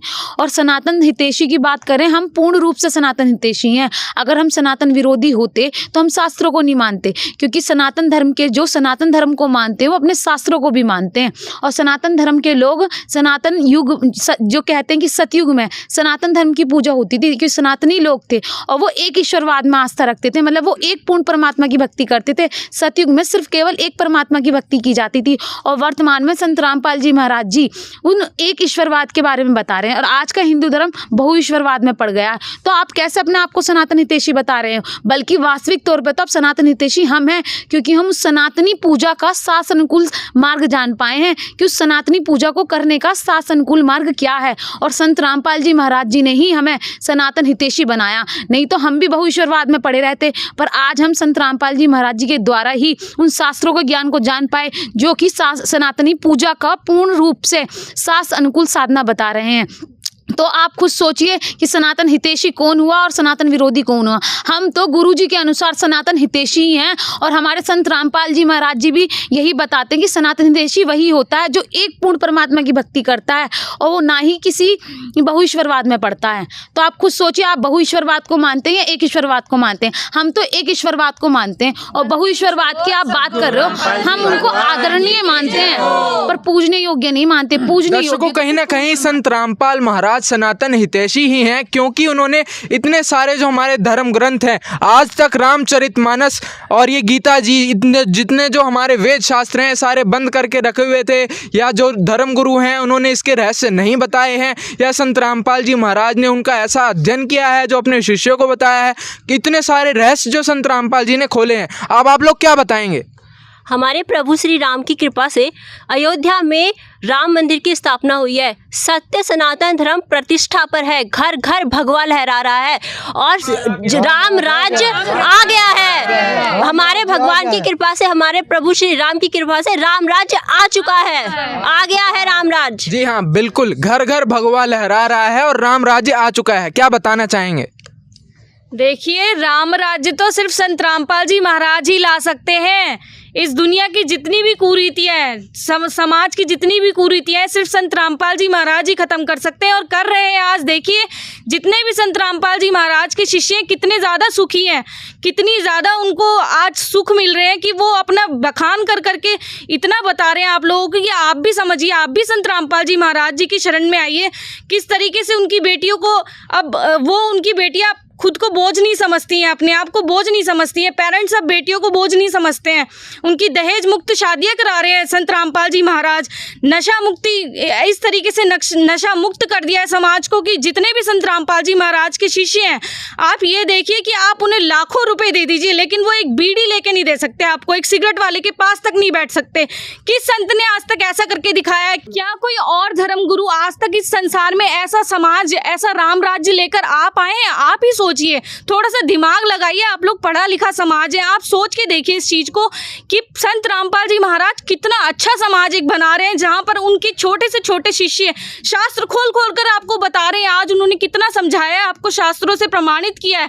क्या आप लोगों के छोटे छोटे बच्चे ये सारी चीजें जानते हैं? नहीं जानते। उनको आज तक ये नहीं पता कि हमारे शास्त्रों में क्या लिखा हुआ है, नहीं पता होगा। आप लोगों को खुद पता है इस चीज का।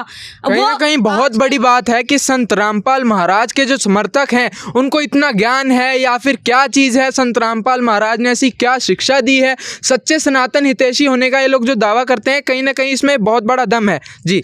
और वर्तमान में संत रामपाल जी महाराज जी हमें सभी देवी देवताओं की वास्तविक साधना बताते हैं और ये ही नहीं कि हम मंदिरों में ही जाकर भगवान को प्राप्त कर सके। संत रामपाल जी महाराज जी हमारे गुरु जी बताते हैं कि तीनों देवा कमल दल बसे, ब्रह्मा विष्णु महेश, प्रथम इनकी वंदना सुन सद्गुरु उपदेश। हमारे गुरु जी खुद बताते हैं कि हमें इन जो तीन लोक के अधिपति हैं, जैसे कि आपको खुद पता है कि एक मुख्यमंत्री, एक प्रधानमंत्री अपने योग्य के अनुसार हमें लाभ दे सकते हैं, पर पूर्ण परमात्मा हमें सर्व लाभ दे सकते हैं। ऐसे ही ब्रह्मा विष्णु महेश हमें अपने योग्य के अनुसार लाभ देंगे, वो पर हमारा पूर्ण मोक्ष नहीं कर पाएंगे। और रामयुग की बात महान भविष्यवक्ताओं ने भविष्यवाणियाँ की हैं कि जो इस धरती पर रामयुग लाएगा वो एक आध्यात्मिक नेता होगा, ना कि एक राजनीतिक नेता। और वो आध्यात्मिक नेता मतलब कि वो वास्तविक संत रामपाल जी महाराज जी हैं, क्योंकि वो सभी कुरीतियों को खत्म कर रहे हैं और वो हमेशा एकता का संदेश देते हैं, ना कि अनेकता का। तो इसलिए हमारे संत रामपाल जी महाराज जी वो रामयुग लाएंगे और वो संत रामपाल जी महाराज जी वो पूर्ण रूप से प्रयास कर रहे हैं।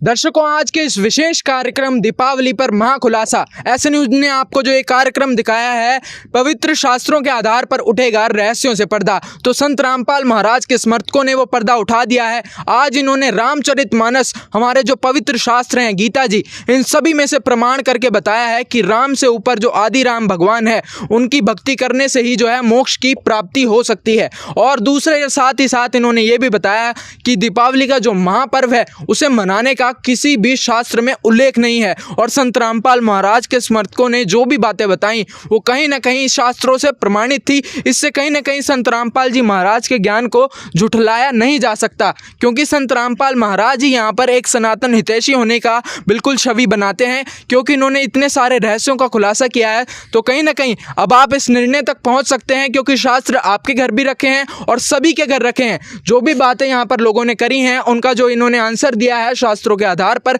उसका आप मिलान करके इस डिबेट के निर्णय पर पहुंचे कि आखिर क्या सही है और क्या गलत है। क्योंकि शास्त्रों के आधार पर ही हमने पहले ही कहा था कि ऐसे न्यूज़ जो भी आपको सच दिखाता है, वो जो आप जानना चाहते हैं, अब उसका निर्णय सिर्फ और सिर्फ शास्त्रों के आधार पर ही हो सकता है। और हमारी फिर से आपको एक बार फिर गुजारिश है कि आप भी स्वयं जाकर निर्णय करें। आपके घर पवित्र रामचरितमानस जो रखी हुई है उसको खोल कर देखें। अब ऐसे न्यूज़ के इस खास प्रोग्राम में बस इतना ही। एक और बार फिर मिलेंगे एक नए खुलासे के साथ, तब तक के लिए दीजिए इजाजत। धन्यवाद।